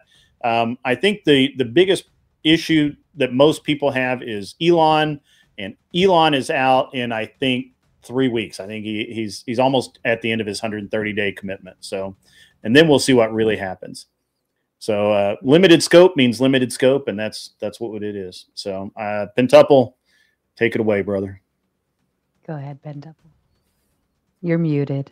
I don't know what's happening with your mic. That's my fault. I'm an He idiot. punches Sorry. the button. So I just want to reiterate that I think holding DOGE to this standard about the promise they made and the rhetoric is a bit childish. I think it's an opportunity to try to kind of posture against it.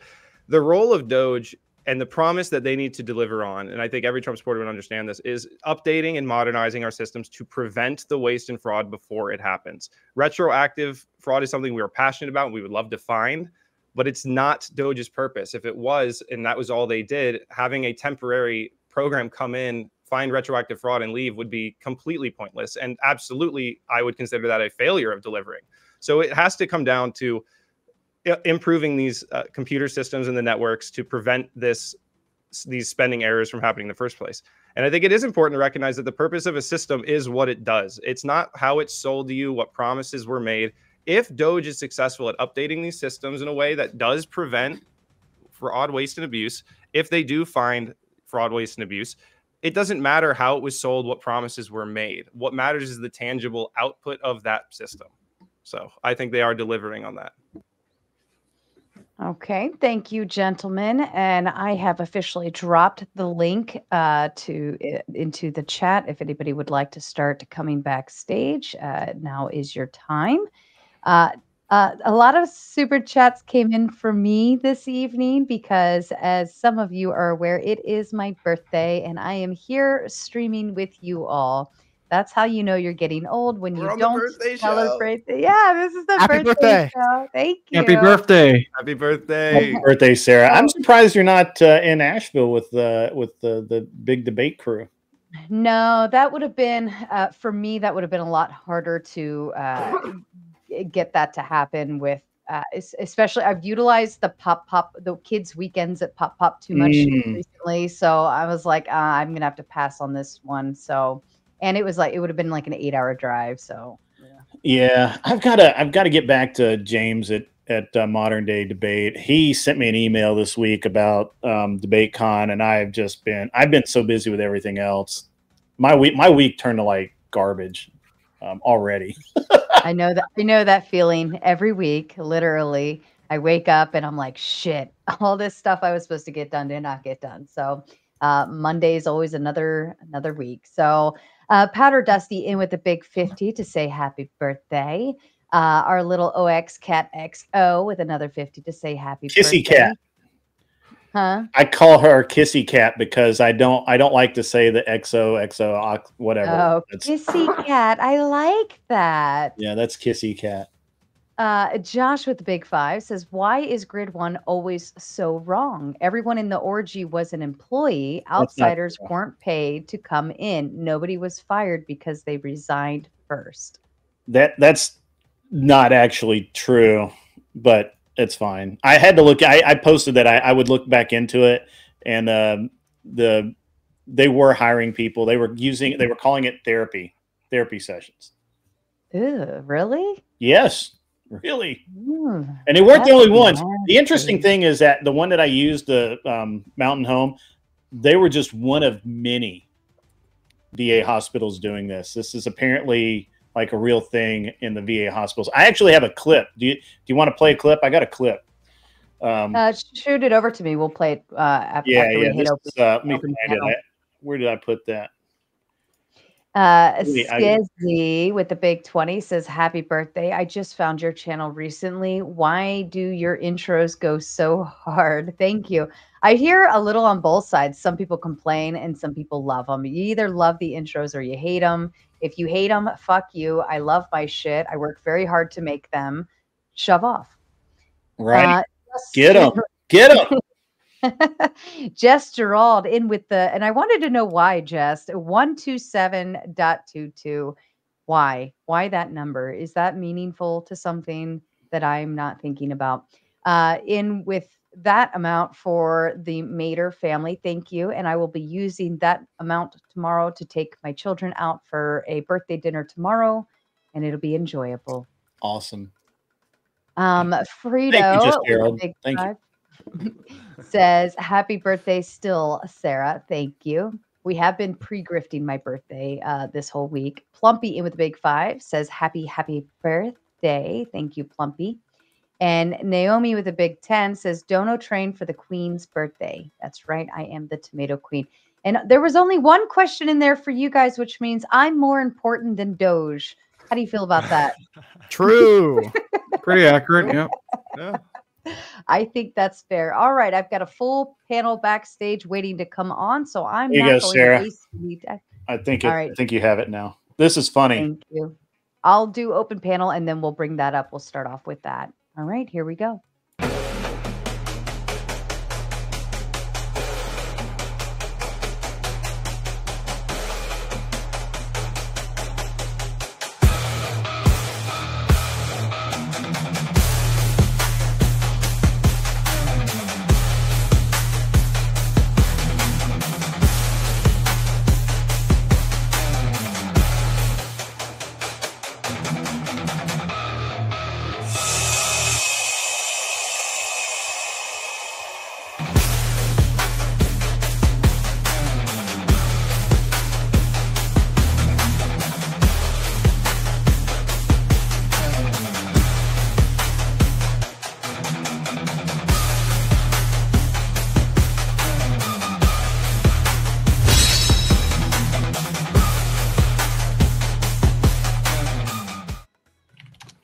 Hey, look, all right. That is so cool. I was gonna say Pentuple's back there jamming out to that one. Yes, as well. It's we love it. hilarious. We love it. Good. I like it. I'm glad there's an audience out there that does. All right. So rules for engagement on open panel dumpster fire. If you hear my voice, which you won't hear it often, but if you do hear it, what does that mean for you? Anybody answer? To talk over you really loud and be obnoxious and try our best to get heard over. What he right? said, that guy. I will happily accept the answer of shut the fuck up as well. That works too. Well, I have a public service announcement for that. Oh yeah. Oh yeah. I'll give you that too. Give me a second. I'll give you that. That you're I gonna hate love to do that. this. They all think it's you, by the way. Everybody thinks that I got you to do this. Although I have an important birthday announcement real. Birthday, birthday, birthday song. For your birthday, my last song. Aw. What's that, Pentuple? I hate to do this to you because I do want to stay, but I think I do need to call it here. Unfortunately, I do. I have work. I have a 9 to 5, and it sucks. But I do as well. Thank you for having me. Mm-hmm. Hey, man, thanks for being shout here, out man. to everyone. Appreciate it. I can't be y'all. That was awesome talking to you guys. Shout out to Grid.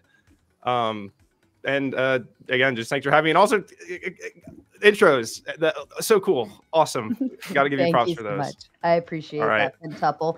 And have a lovely evening. care. Thank you for coming on tonight. We appreciate you. Thank you. Bye, everyone. Bye-bye. Happy birthday. Right, and thank you. And let's get Duck back up here. And then I'm going to go ahead and I say it right. Adding this to the screen. The resources necessary to. Oh yeah, that was funny. Is this what I you want to say were? it right. Yeah, that's hilarious. Wait, is this like a? Are you?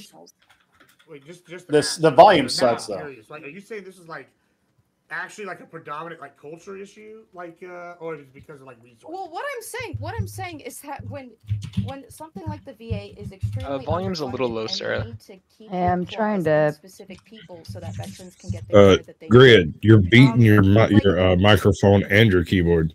Yeah, I think Grid, you might need to, because I turned it all the way up on my end. And I think it's on your end that you would have to turn up. Oh, let me see if I can turn it up on my end more. Happy birthday. It's always like stupidly low sound. I've never been able to turn it up at all. I don't know why. Maybe I need to go back there. Anyway, I apologize. It's a good clip because the communist girl talks about how that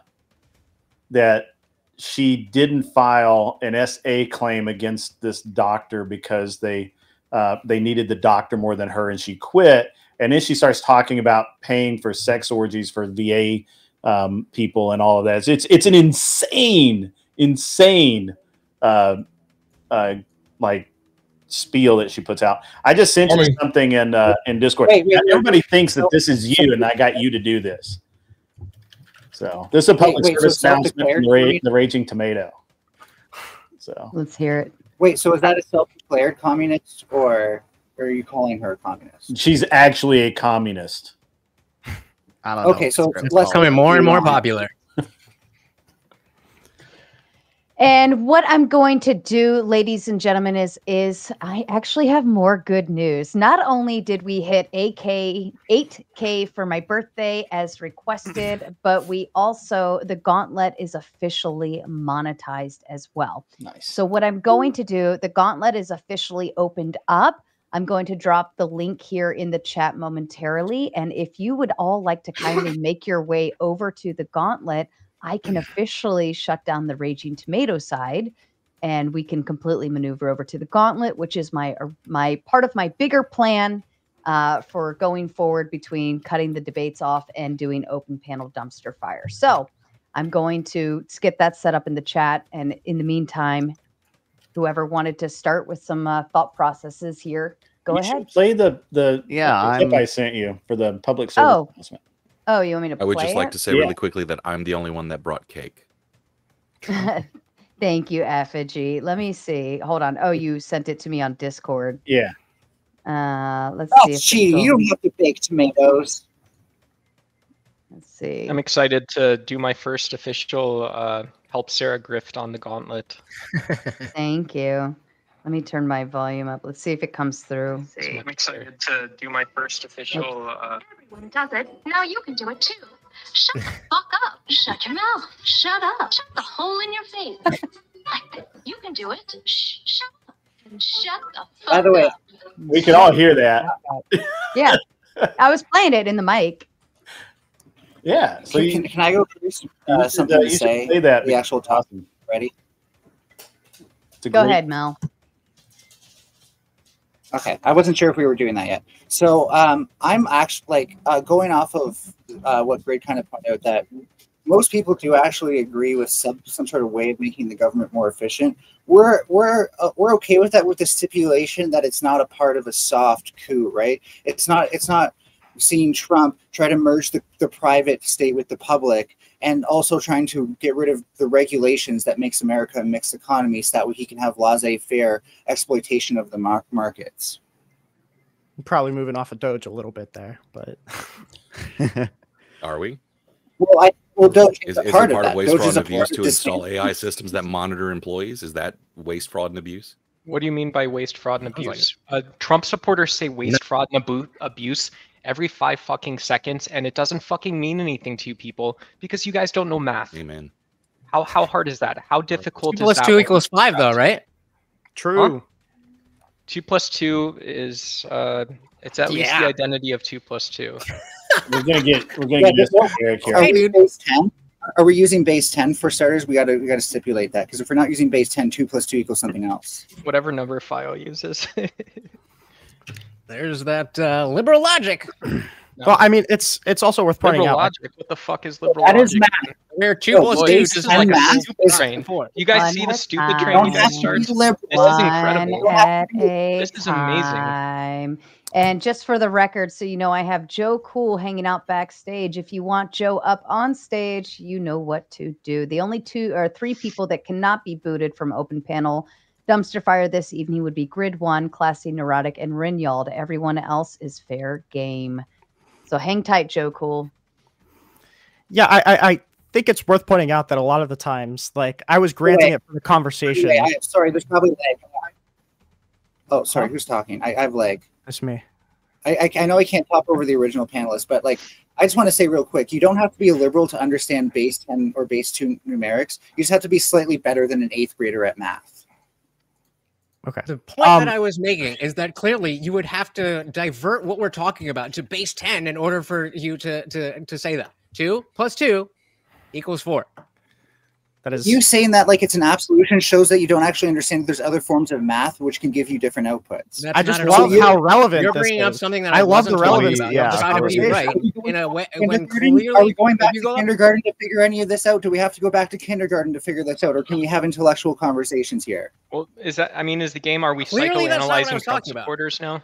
Is that what we're? Is that the game we're playing? Are we shifting Yeah, into? no, I Isn't that the game they're always playing?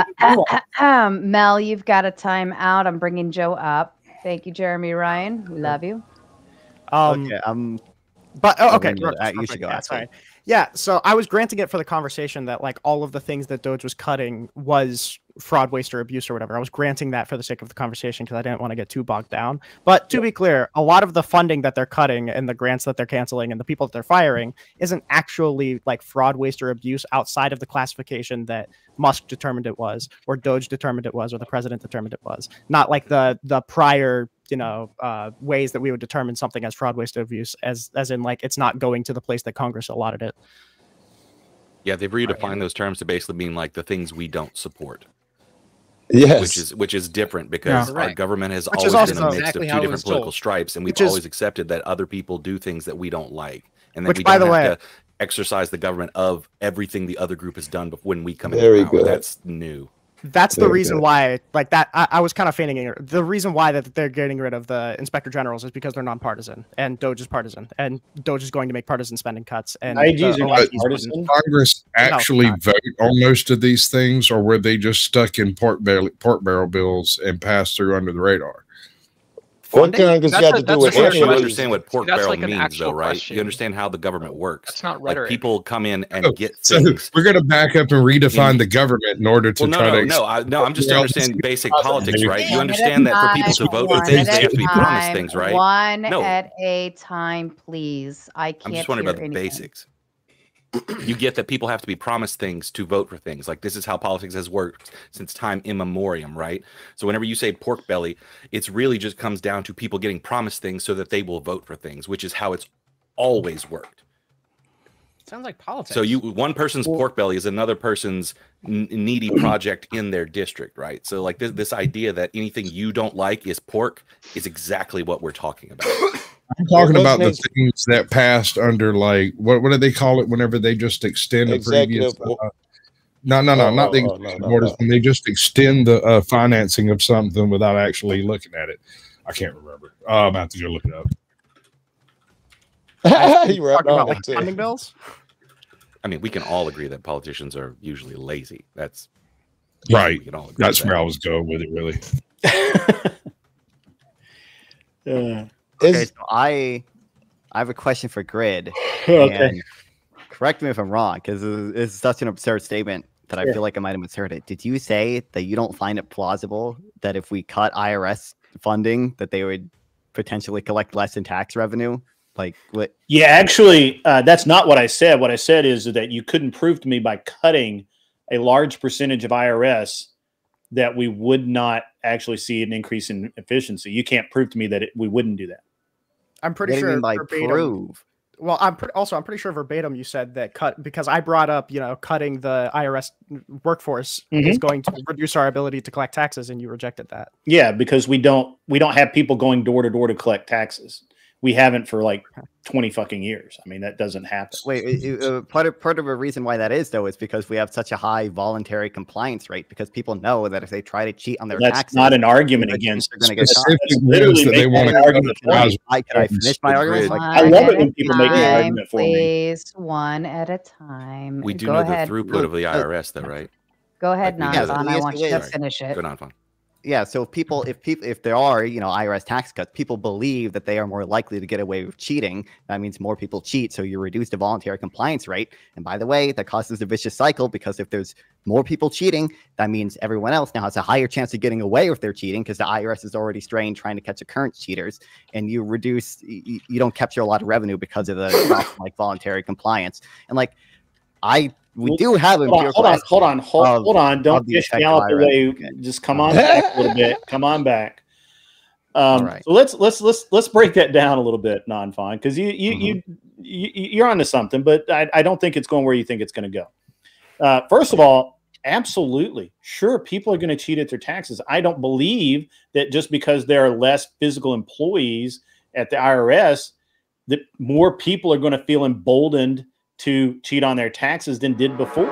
That's like saying by having less, by putting more cops on the street, more people are less likely to do crime. And that is factually inaccurate. We know, we have the studies to prove that. So that's really, come on, man, you're better than that. You'd have to use. But I have studies that show that voluntary compliance does drop. Guys, calm down. The second thing, because this, I got it. You know, like you went to town there. The second thing is that even if they are going to cheat on their taxes, we don't have people manually inspecting these tax forms anyway. It's a computer that does it and spits it out and hands it off to somebody. Which, by the way, that those people are so, like, I wouldn't say bored, but they have so little to do. They're literally prosecuting people for no reason. I myself have had dealings with the IRS where they cost me a shit ton of money to prove that I didn't do the thing that they said I did.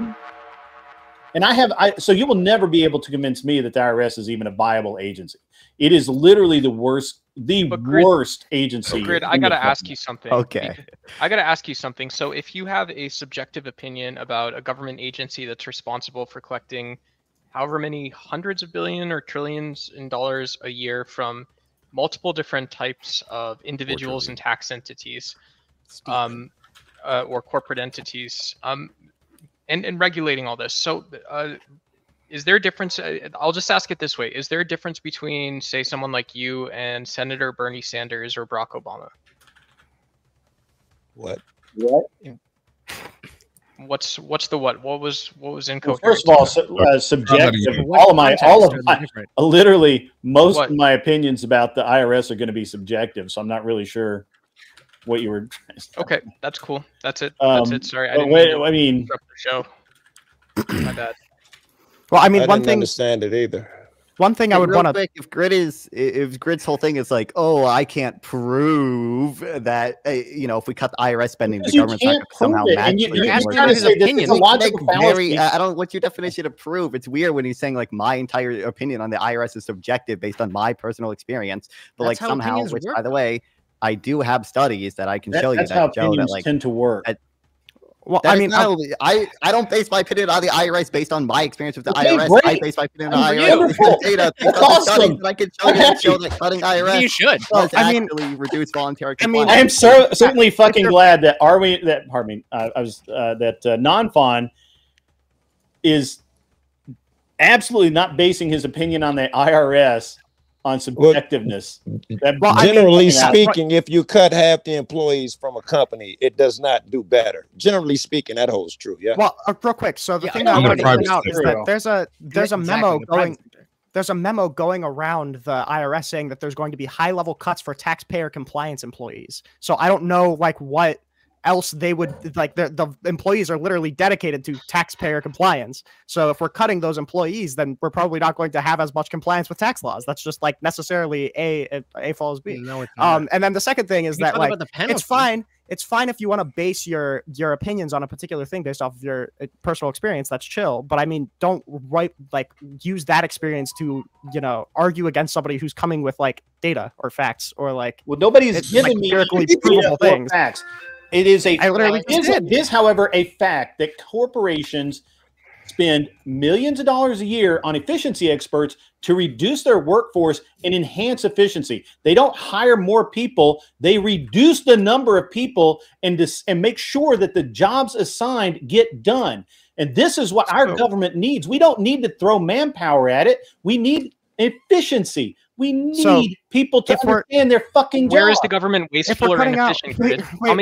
Wait, I have an honest question. Can I just finish up on the IRS real quick? Okay. Yeah, good. So can we both agree, hopefully we can, that if we're firing high levels of tax compliance employees within the IRS, that tax compliance is probably going to go down or no? I can't. I mean, I can't prove it one way or the other, and I don't think you can. You do realize studies are not real life, and data is I mean, not you can reality. throw it. I mean, It just doesn't follow that less you're not going to employees. mind. So who cares? It just doesn't follow that less employees. It doesn't change the penalty of any of the things. So if you get your numbers wrong, less than an ability to audit people. Hold on. Yeah, I can only call just one a person. big shout out to Gesterald, gifting 20 tomato memberships.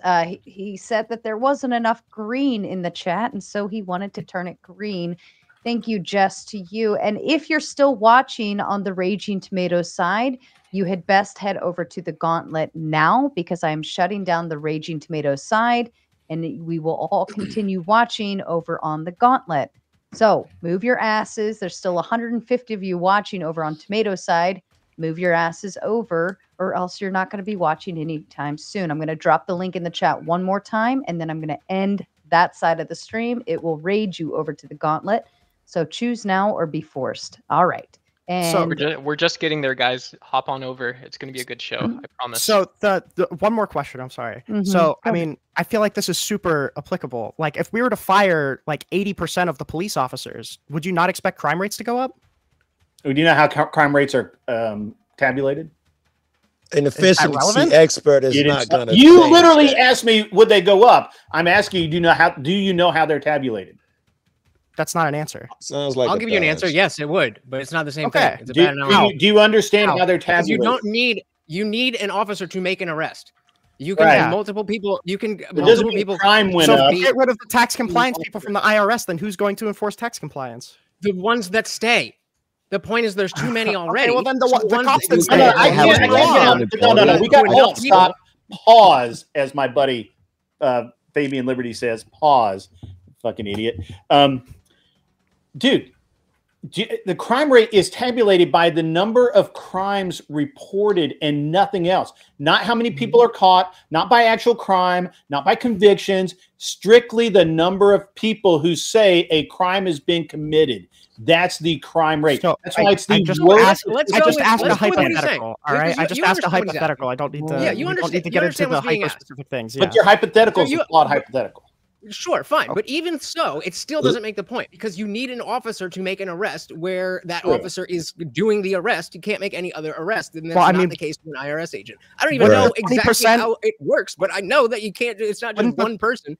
Wouldn't the to 20% of every the American. officers? Wouldn't the 20% of the officers left behind also just enforce the law? Why would we need the 80% that we laid off?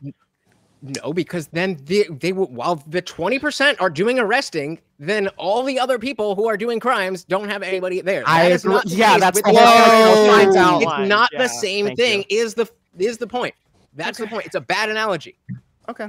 I think that A that was police a good officer analogy. and an IRS people think officer they're- are if not the same thing. I think It's that was a different perfect job. analogy. But hold on. So maybe I can make the same point with the budget, right? Because we know that the IRS has the throughput of whenever we put in $1 for auditing or enforcement, we get like 5 to 7 times back. So maybe through that kind of budgetary means, we can show you that if you were to cut IRS people, which that's all the money for the IRS goes to, is just people, right? If you cut that, then it would get less, like just by its own throughput of money. It's so amazing that like suddenly the IRS comes up and you're magically thinking like a Democrat now. I don't know how that transfiguration like took place, but it's Wait, what? like Did you bravo. did you He think I is a was a Democrat. Republican or something? He is a Democrat. He is. Yeah, I'm an atheist that's liberal. What are you throughput. talking about? I'm out of it. My arm would fall off if I voted for a Republican. Okay. Oh man! I'm sure Oh, that's what man. they All right. need Well, to hold on. I'll answer that. Some of the IRS. So sure, the reason, but it can be argued, and I think successfully, that the reason that you get such high throughput, if you will, from the IRS is because people don't fight the IRS as much as they should, because it costs thousands upon thousands of dollars, and people will just pay. I'm We agree. that myself. As a matter of fact, I've spent every year. I left California in 2017. Every fucking year, I still get a bill from them for a property, and I've called the tax guy up and said, "Look, Not only did I never own it, I rented it. Not only that, but it's a parking lot now. There's no fucking building there. It's a parking lot. And he's like, yeah, I know. I drive by there. I still have to send this out. All right, I gotta go. Don't talk to me gotta about go. fucking I appreciate government you all. efficiency. Hold on, guys. hold on, hold This is on, the hold dumbest shit on. ever. Let him make his exit, please. Go ahead, Renault. Yeah, I gotta go. I'm sick, so I gotta go to bed. I appreciate Feel better. you letting me on. I appreciate you hosting. I appreciate Grid you coming on. I appreciate Classy you. Hey, no putting me hard in feelings, contact by the and way. being my partner. No, it's never hard feelings. Awesome, dude. Yeah, non-Fon's the goat. True. And thank you, Rinyald. And any of my mods could drop his link in the chat. That would be very helpful as well. And I'm Tiki not much Tack. longer for the world. So if anybody wants to try and pick on me, bring it now because I gotta go to bed. I think you're short, funny looking, have a bad voice. Hey, Sarah, I'm gonna. I'm not a short motherfucker. I'm taller Shut than them. up. Shut up. Go ahead, Classy. You want to make your exit? Yeah, so thank you again, everyone. Thank you, Grid, for being my interlocutor. It's really fun. Maybe I'll speak a little bit more next time I do these debates. But yeah, and thanks again, Sarah, the Raging Tomato. Happy birthday, and thank you again for taking the time to moderate for us. And everyone else, have a good night. Absolutely. You as well. Always welcome. Thank you, Classy. And Tiki Tack sending in the big 50 just to tell me happy birthday. Thank you so much, sir. I appreciate you. All right. Let's see where All we right, are. Grid. USAID, since you don't have much time, okay? Yeah. Now, Let's go. I'll do more reading on USAID someday. But what I think is great about USAID is that the best programs it does are like way more effective than like the average and median program. So like even if the top 1% of USAID programs are like really good, even if they do a bunch of other stuff you don't like, it sees like this really good thing they do could outweigh the other bad programs. I couldn't find that when I did the research. When I looked into the research, they've been investigated multiple times by multiple agencies in congressional hearing after congressional hearing. I can't find anything good. I mean, I see where things are PEPFAR, easy PEPFAR. It's like the easiest. Like PEPFAR has saved probably 20 million lives. All the starving kids and shit. Food aid, yeah. Yeah, I mean, that's something another. Sure, okay, but the amount of fraud, the amount of investment. You would agree saving 20 million lives is like a really good thing, right? Like, that is a really good thing. I'm sorry, what? I didn't hear you because I was talking. You would agree saving 20 million lives is like just a really good thing, right? Is it strictly because USAID? It basically, yeah. That's one of their biggest. No. Is it strictly because of USAID? Is there no other program that now that USAID doesn't exist, are now 20 million people going to die? Potentially, yes. Actually, I think the estimates it depends on how you estimate it, but I think from PEPFAR alone, yeah, I think it's actually 25 million could die in the next 15 years. I think is one estimate. Like, yeah. Why? Because people don't have access to PEPFAR, which stops a lot of like babies from getting AIDS. In where? In developing countries where they don't have access to HIV medication. Yeah, where we don't know that the money's actually ever spent, right? So. We do know that it's. What do you mean? Sure. We absolutely do know that it's spent. Because USAID, literally, in all of these programs, they always get caught saying they spent 20 million, 15 million, 30 million, 100 million. They always get caught with unaccounted for funds. And I got to tell you, the organization USAID was just terrible. Absolutely terrible. And there is more evidence that it was a CIA slush fund account. There's more evidence for that than anything else, and you won't even talk about that. I don't know how you live with yourself. Wait, hold on. I can't talk about that. Wait, one second. I don't know how going too hard, buddy. Go ahead, non-fun. Yeah, that's all it is. Yeah, no, Blink, you're scaring me.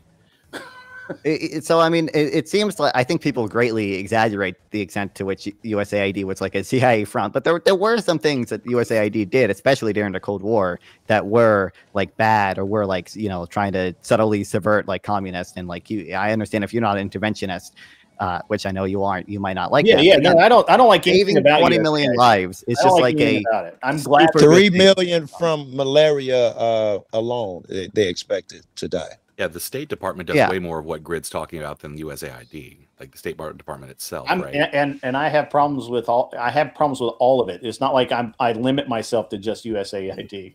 Okay, great. I wanted to point out earlier because you complained about the IRS and having to pay money for their services, whether or not no, I did not say that. I said I have a problem with when they file frivolous lawsuits against people for no damn good reason, and people have to defend themselves in court at their expense, which is never repaid. You have no recourse. Okay. So if you hold on, stop. He mad. I'm sorry, I got it wrong. I'm sorry, I got it wrong. You ask me a question, you get the full answer. So in this country, and you can do a bunch of research on this, it's out there, it's readily available. A lot, and I mean a lot of IRS cases where they are investigating tax fraud target people that they know will not fight them in court because they can't. They don't have the money to. And so they roll over and they pay, or they get their assets seized or whatever. And it is a horrible, horrible way to do business. And it's absolutely anti-American is what it is. I do need to finish my question though. And I'm sorry I got your point initially wrong. I was just trying to be brief. My point that it's more of a point than a question, but it is something I'm hoping you'll respond to. Sorry.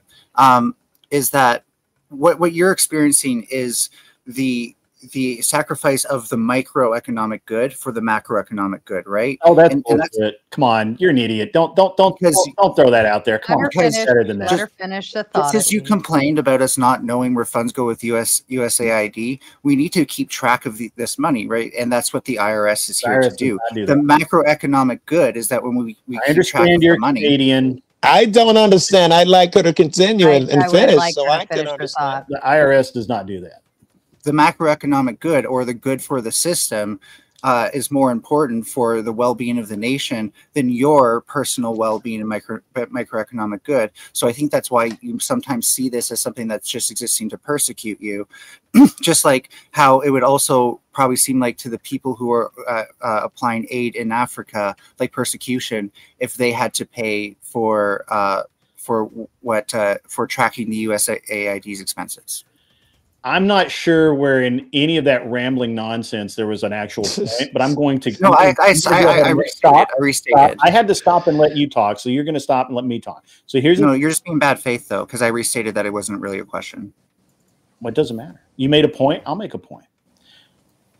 None of the things that you said actually apply to what the IRS actually does, and macro is irrelevant when we're talking about literally. The question was the throughput, and the reason behind the throughput for the IRS largely is going after citizens, taxpayers, assets when they believe that there's some sort of issue with their taxes. And most people can't fight it. They're not going after people like Donald Trump. They're not going after people like Jeff Bezos. So you would prefer to do that? Have very good attorneys, very, very good accountants, and you would prefer they do. Rich people are audited more often than poor people. I'm interjecting because you have limited time. Well, let him finish his thought. No, go ahead and interject. You would prefer that the IRS does go after the people, because I would agree there. Just by the way, I would actually prefer a flat tax where we don't have to worry about it. I think the IRS is an agency that has a license to steal from citizens. Well, rich people would love that. No one's arguing against that shit. I mean, honestly, I don't know who said that rich people would love that. Yes, I am classified for whatever stupid reason as rich, and I would fucking love it. It's probably how much assets and money you got. I would like to. Well, okay. Also, I mean, just from like, I don't know, a cursory Google glance, I can it seems like rich people are audited more often than poor people. It doesn't seem like the IRS is targeting. That wasn't just targeting poor people. Seems like they go after rich people more often. Are you? I'm sorry, I didn't get to see the whole debate. But are you guys under the impression that we should just leave all of that alone and there's no waste, fraud, or abuse? No, I don't think anyone is arguing that. And what is all that, by the way? Is all that the IRS? Or no, wait. Oh, yeah, no. Just whatever DOGE is the general what DOGE is doing? Are you saying? I was asking. non-fun. Are you it's saying that just we don't they're need doing DOGE it at in a all? way that shows they Non-fun. don't I'd care push about what back a they're little saying. bit. I would say, where is the fraud and abuse? Has Where's the fraud and everybody abuse? has everybody just become retarded tonight? I mean, it's I just did. been one person talking over another, and I know you all know better. I mean, this is not any of your first time at this panel or on any other person's panel either, but it's just incredibly rude and it's hurting my ears. Plumpy in with the big 5 says some birthday sim bucks. Woohoo! Party on. Thank you, Plumpy. And a dummy thick with the big 5 says, "Is this that thing that debated Andrew on WW2 stats? Stick that confused animal thing in the back. Who could take anything it says seriously after that?" I'm assuming that's you, Melanie, throwing you in the back. I've got Harmon Walker up. All right. Hello, chat. Whoa. As Hold on. far Let as me me. being last, Your oh, I'm sorry. Sarah's still talking. hold on. His mic is like blasting. Is mine too loud? It's the staticky. background noise. You got like a fan Oh, I got a fan blowing on. behind. Yeah, if you could Let hit me that turn. I'll be fan right back. off. Thank you. All right, go ahead, Grid. How big is that room? He said, "I'll be right back to turn the fan off." How big is that fucking room? Just thinking the same thing. So, I mean, as far as me wanting to pay less taxes, let me roll this out here for you, right? So let's just say not, and I'm going to pick on you for a second, non-fine, because you still got a lot of life to live, right? So let's just say that you made enough money that the federal government taxed you $250,000 in a year. Would you be happy to write that check? Not. I mean, I don't know how much money you have to make that in order to pay that much in taxes. But 750 to 900,000. I would say, like, I wouldn't like. No one is like happy about paying taxes, but it's kind of separate from the question of whether it's a net good that we tax people. So if you are good enough at whatever it is you do to make $750,000 a year, you're okay with giving away $250,000 of it. Well, it's not. So the issue is obviously we're not giving it away. The issue is the point is that the government has that money now and then can spend that money on things that I might really like. And if it's things that I really like, then I probably think it's a net good that it happens. And also, I would also obviously I would say the type of taxation matters too, because I don't think we should tax investment and saving. I think we should tax consumption and resource rents. So obviously the type of taxation matters as well. That's a really feminine question, by the way, Grid.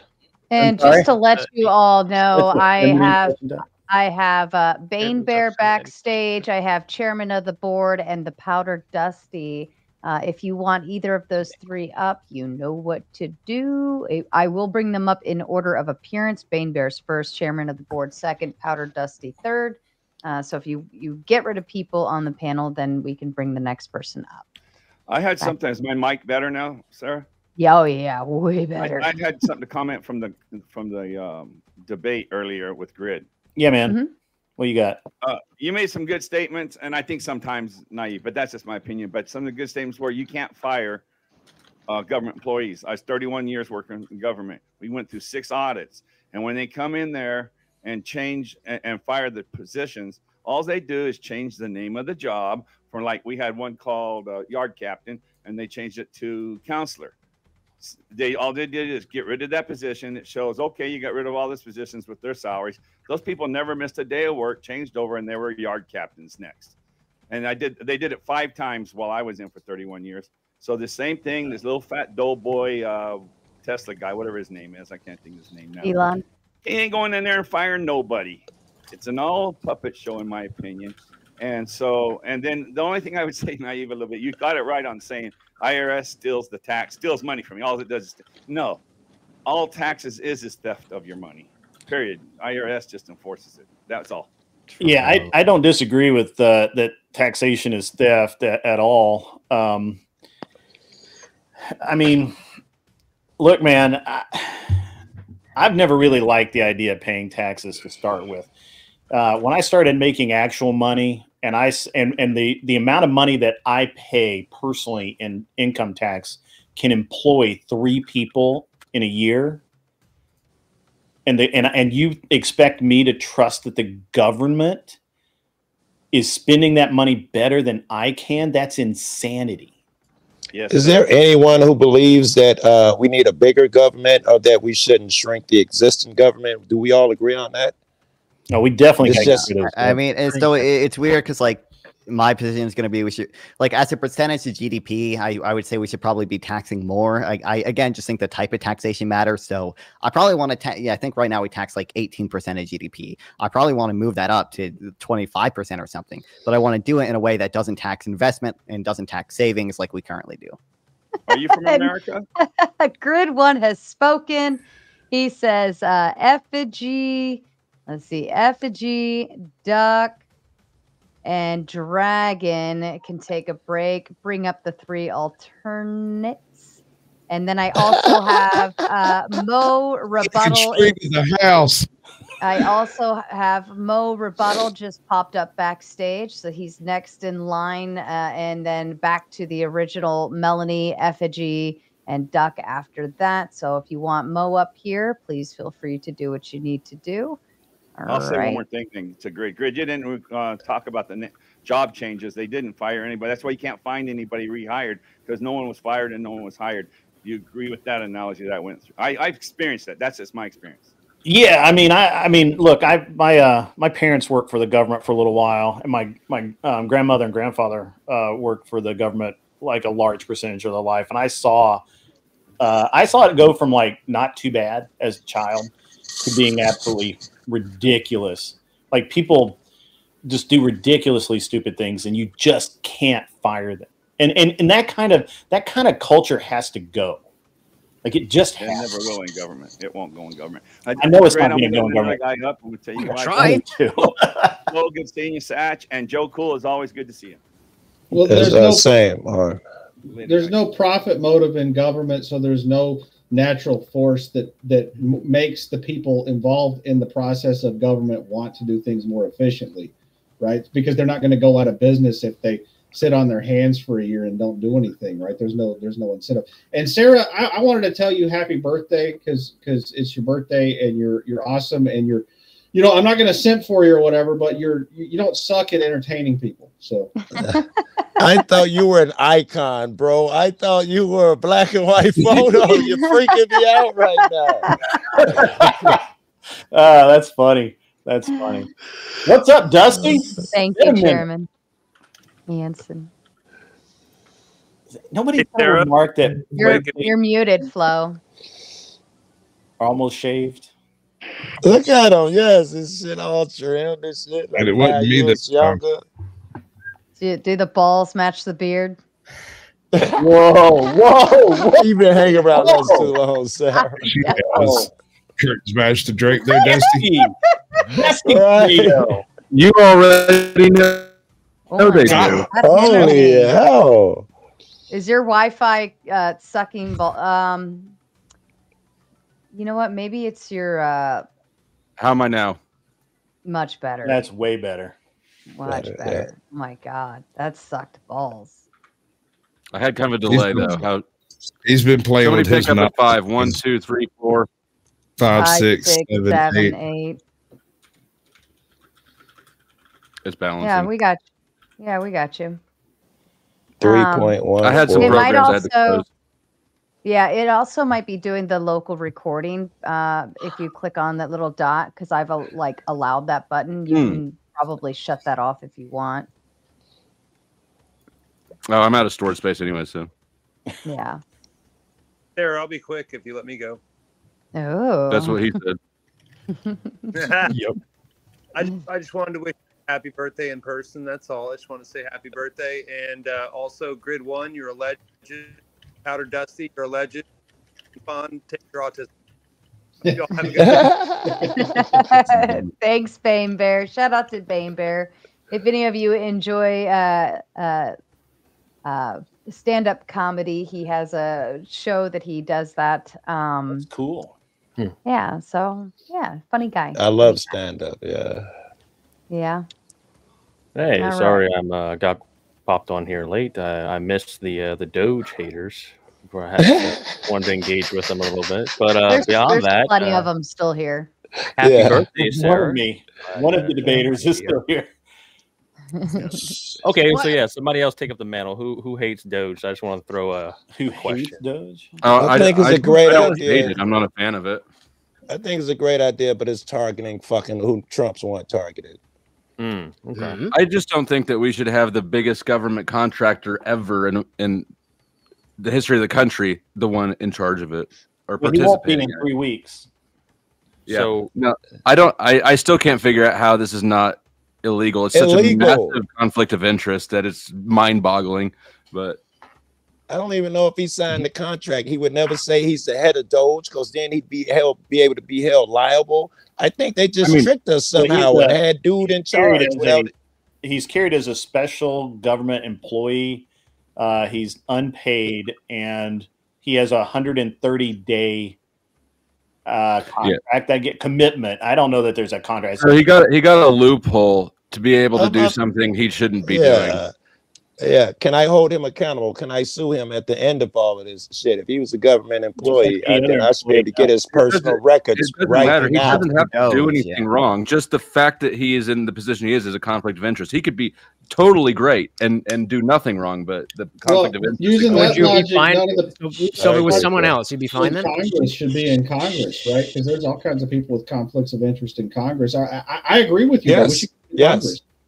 I mean, you'd have to be more specific. Most of the people I've brought up the conflict of interest to have said things like, "Yeah, but Nancy Pelosi makes money too," and I'm saying, "Well, I understand Nancy Pelosi is corrupt, but a conflict of interest is different from corruption, right?" So, I don't know. There probably is a bunch of conflicts of interest. Yeah, there's more. I think if it was not Elon of interest in a congressperson going to bat for corporations and making millions of dollars off the back. Yeah, when they have all this stock in a corporation I think that's a much corporation that they make the law. Yeah.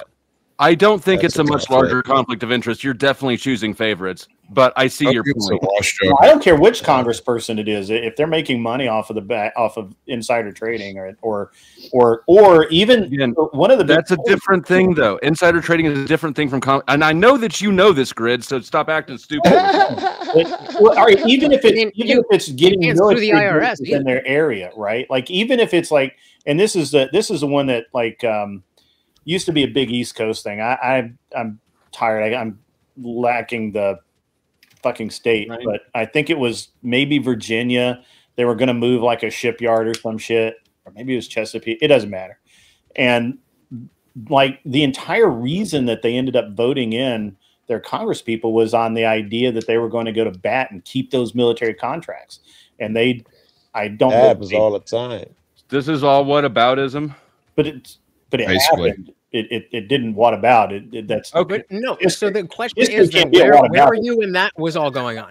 It's only when it's something that doesn't help you when you're. I don't give a fuck if you think that I'm obligated to address every conflict of interest that happens. That's not what I said.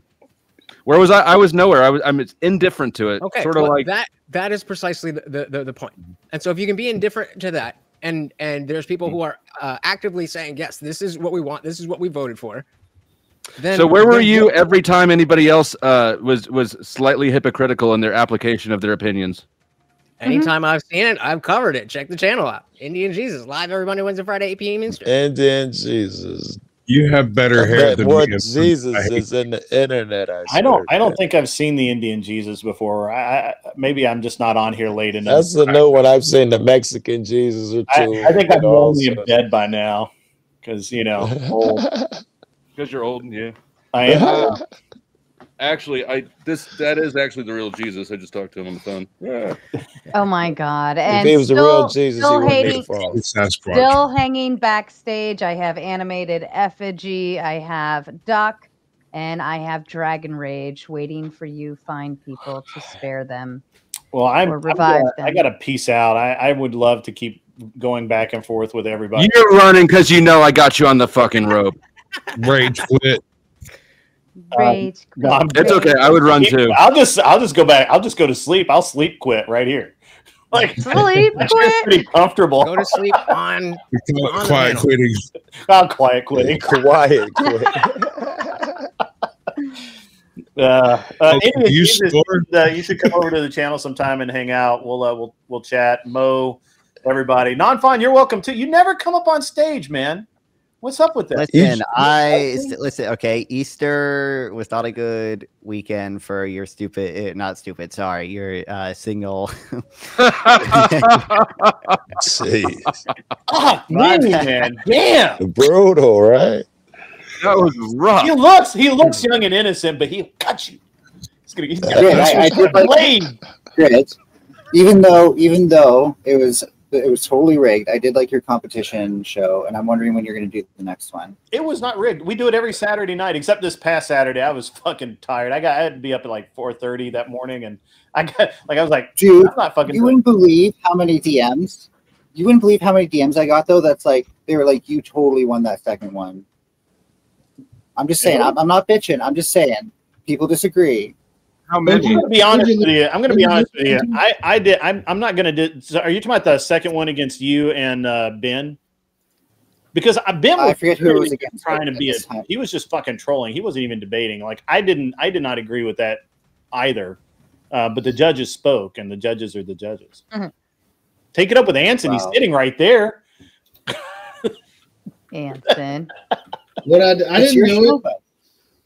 I'm not saying. I'm not even saying to change it. I'm saying I like it. I'm just saying. No, it was cool. It's a cool format. I'm refining the format a little bit. So, and I hate shilling my shit on Sarah's show, but no, go for it. Who would do that? You literally have Indian Jesus right next to me, shamelessly plugging his shit. Well, but I don't. You know. I don't know what you're talking about. I really wanted to say pause. Pause. Fabian Liberty does that all the time. So that I can the powder dusty. Can do that. I love Fabian Liberty. I wish he'd come on my show more often, but his schedule's like way different than mine. So it's a single round elimination, round robin debate panel, a lot like VK, but without the circus act. I'm just being honest. I'm just saying, I don't, I don't play a clip every time somebody gets come back up if you want. That was some verbal combat right there. Hey man, it's too late for me to be polite. If you haven't noticed, I've been getting progressively less polite. That you wanted to fight. That's why you stayed up here, man. I'm tired. I got to go to bed. I got to get up fucking early in the morning. And I got a bunch of business shit I got to do tomorrow. So for what? I got a $20 bounty on my bottle of rum. It's not getting open until somebody pays for it. For what? So if I wanted to bitch about the government right now, I couldn't, because the government is actually not my biggest problem right now. It's morons. Morons are everywhere, and we can't get rid of them. They breed apparently overnight, and they infect other moronic thoughts as well. I have this. So we had this deal all flowing together, right? It's like $380,000 for this business that's worth right about $380,000, and we could turn that. We could I could make that into something that would make way more money. But the problem is they're in a building, and the rent's been the same since like 2002. And it was fine because the old lady that owned it was cool with it and all that. But as we're getting ready, as we're finishing due diligence, the building gets sold. And now it's going to go to $12,000 a month instead of $3,000 a month rent. And that you deserve that, man. Didn't you just say you procrastinated all that time? Sucked all the money out of the deal. And I'm like, the fuck? Like, so now I've got to figure out we're in damage control. We got a lot of money invested in this deal already. So, that sucks. Yeah, it's business, man. Tax would fix this. People think business is like buying a business is like pretty easy, or what do you just get, write somebody a check or some shit. But no, I'm not sure anybody is under that illusion. The people that get paid are the lawyers. Every time I fucking send a letter, the lawyer gets paid. Every time I need a letter read, that fucker gets paid. He gets paid for reading my fucking mail. How about that shit? Read this one for me, Grid. Read this one for me. Keep on trucking. K2, what's up, buddy? I haven't seen you in a while. $5 from him comes in. Happy birthday. party cake, tomato, and less tomato. He's good at that. I didn't expect that. That's good. You're hired, Grid. Yeah, Forget stream elements. We have Grid They're one. just going to downsize me anyway, so don't worry about it. I'm going to get downsized. Yeah, I want to audition for this role too, please. Grid, anytime you want to come on and read my super chats, I'll give you 10% cut. Okay, now you're all making me jealous. Fuck I'm all over that. 10% is 10%, baby. I'm getting jealous. I actually love reading super chats, and you all deny me this opportunity. Mel, you're fired. All right, I'm out of here. Everybody on the stage is cool except for Mel. Mel, you got to get back to being cool. Try harder or try less hard. I'm not really sure which right now. But like I said, just try and be cool. I got to go. You guys have a great rest of your night. Who needs to try to be cool? I could. Thank you.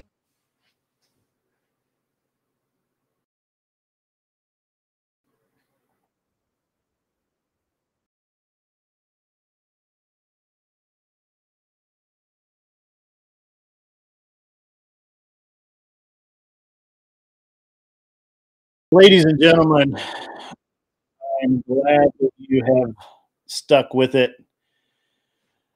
You guys are champs. Thank you. Thank you for sticking with me tonight. Hopefully I did a good job. Hopefully you guys enjoyed it. We will I'll be back on Wednesday evening. So in the meantime, everybody just be cool. Wear glasses if you need them. And, get off my lawn. Jess, good to see you. Smoking Spaceman, good to see you. All right. Now you got to get off my lawn.